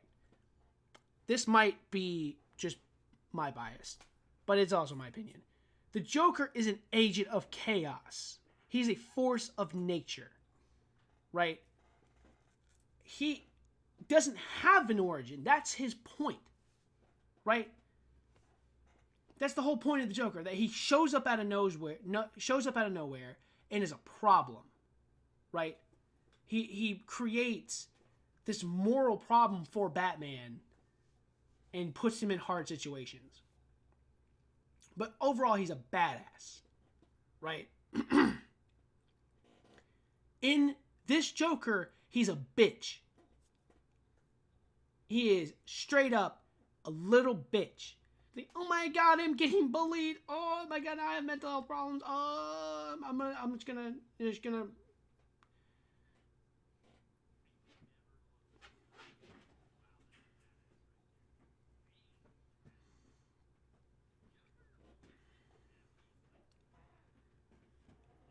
Yes, but we're talking. And the thing is, that whenever the Joker does anything, it's always planned. And yes, everything he's in like the Christopher Nolan's Joker, everything he did was planned. Every single thing that happened went according to plan.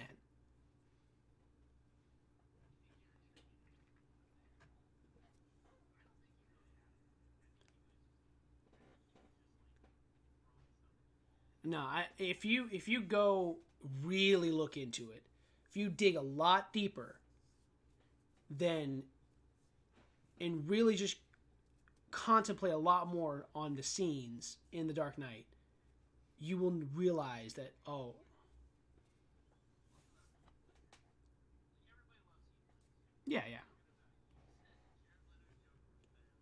yeah, because he was a yes, because he's badass and he encompasses the aspects. He encompasses the aspects of Joker.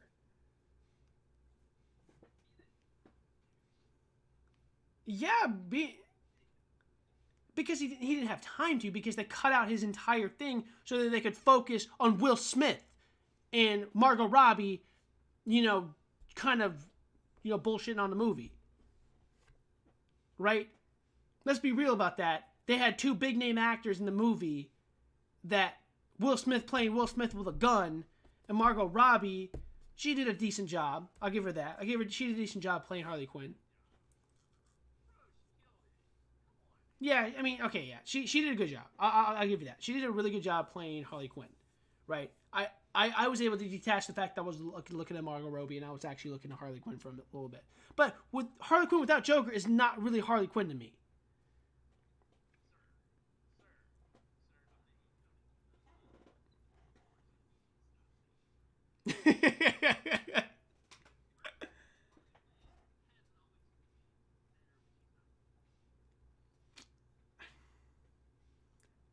I don't know, but I digress. So we're talking about the Joker. he was robbed of a lot of screen time because Will Smith with a gun was playing, and they just couldn't figure out a way to put him in. I feel like it was. I feel like if they would have been able to weave the story in better, right? They could have pulled it off.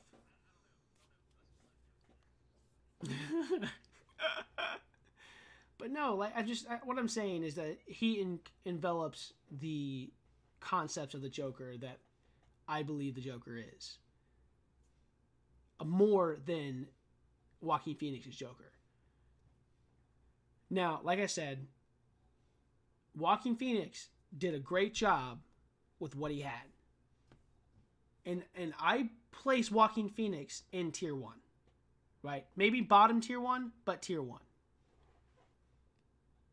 He does a great job with every film he does, and I don't see Joaquin Phoenix when I see him in a movie. I see his character. So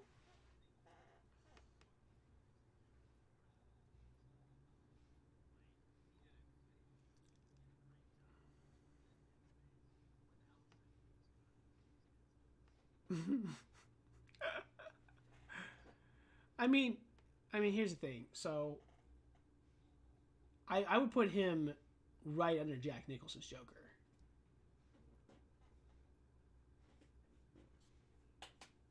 So,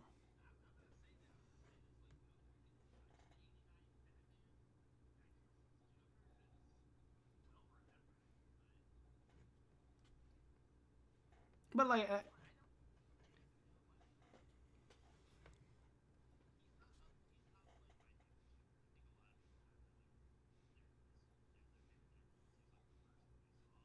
mm-hmm.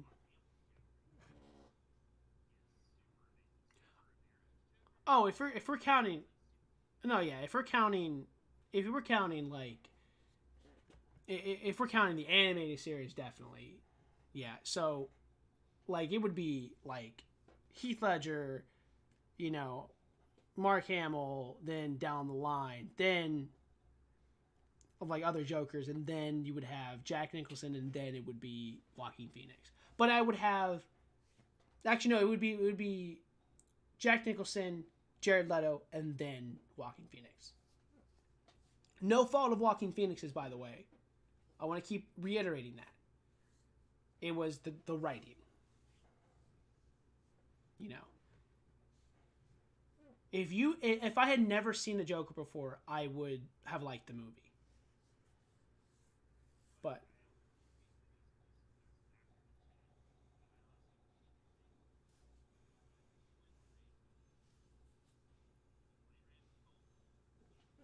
mm-hmm.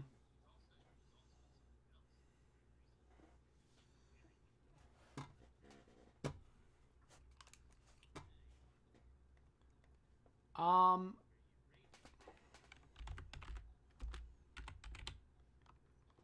let me just double check here. He's actually older than I thought he was. He's like 34 years old. Damn. He was in Family Guy. 2017. He played in Inhumans. Oh god, he played in something called Alien Invasion Someone. What is that? He played in the Telltale game series.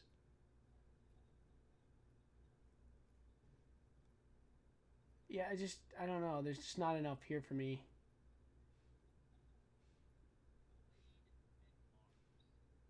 In the movie called The Dirt. Mm-hmm.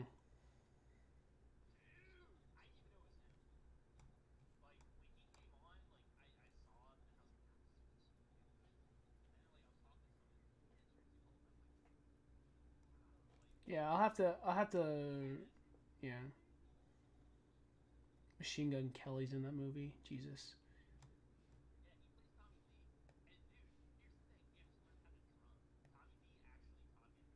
Oh wow, That sounds cool. I'll have to see that. He hurt himself.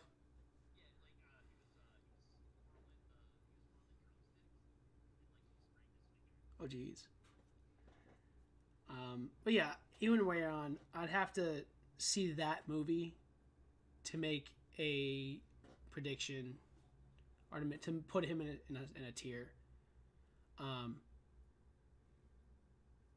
just because of his role in Game of Thrones and how well he was able to instill fear and actually sell the twist, I should point out as well, of him actually being a bad guy.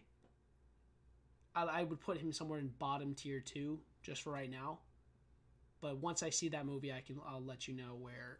If I don't think he would be up in tier 1. He might be somewhere around mid to upper tier 2 if it's decent enough. Because you have to also develop enough of a resume to be in tier 1.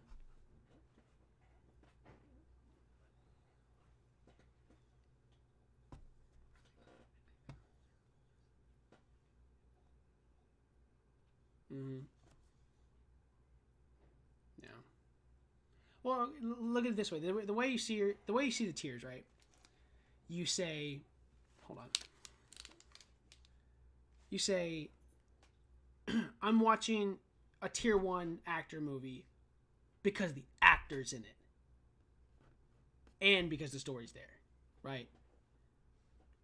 Because like you see, like, Ford v Ferrari because Christian Bale's in it, right? Exactly. You'll see the movie because Christian Bale's in it, and you know he's going to nail the role. You, in tier 2, you see the movie because of the story and then the actors second. Like, oh, that's cool. Samuel Jackson in this movie. You know, oh, cool. Shia LaBeouf's in this movie. You know, or oh, cool. Look at that. The guy from Game of Thrones is in this movie. But that's not, you know, and again, that's why I haven't seen the Motley Crue movie because I didn't know it was a thing because one of the actors I don't follow, which is him, is in the movie. You know. And then you have the tier 3, which is sometimes it doesn't necessarily help the story. It's just the actors have to be there. But a lot of times the actors can make the movie suffer even though it's a good script or good directing.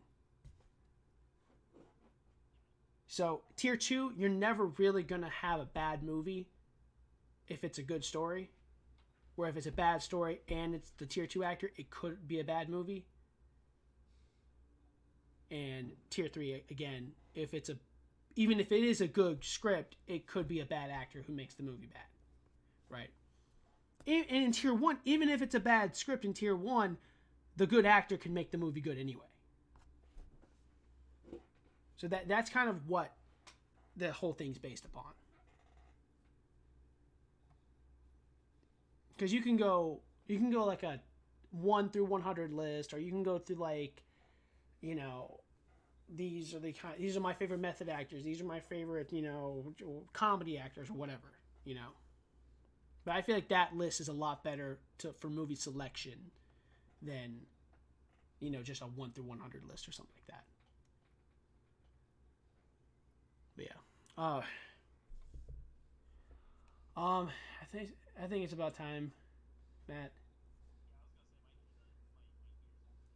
Same. Yeah, me too. Same here. Yeah, man. It's a long podcast. It's been like 3 hours and 45 minutes. I actually had to switch it to just chat. I switched it to just chatting after I realized we were just talking about movies for a while.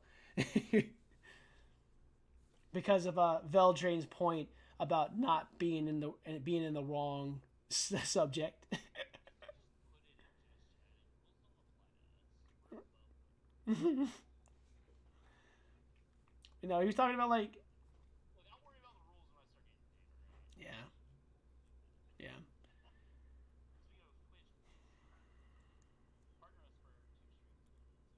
Hell yeah. But yeah, for whoever's still watching, please follow us if you're not already. if you're watching on YouTube later on, you can subscribe. You can see us live. Try to do every Wednesday at around 11 p.m., 11:30 p.m. And yeah, it's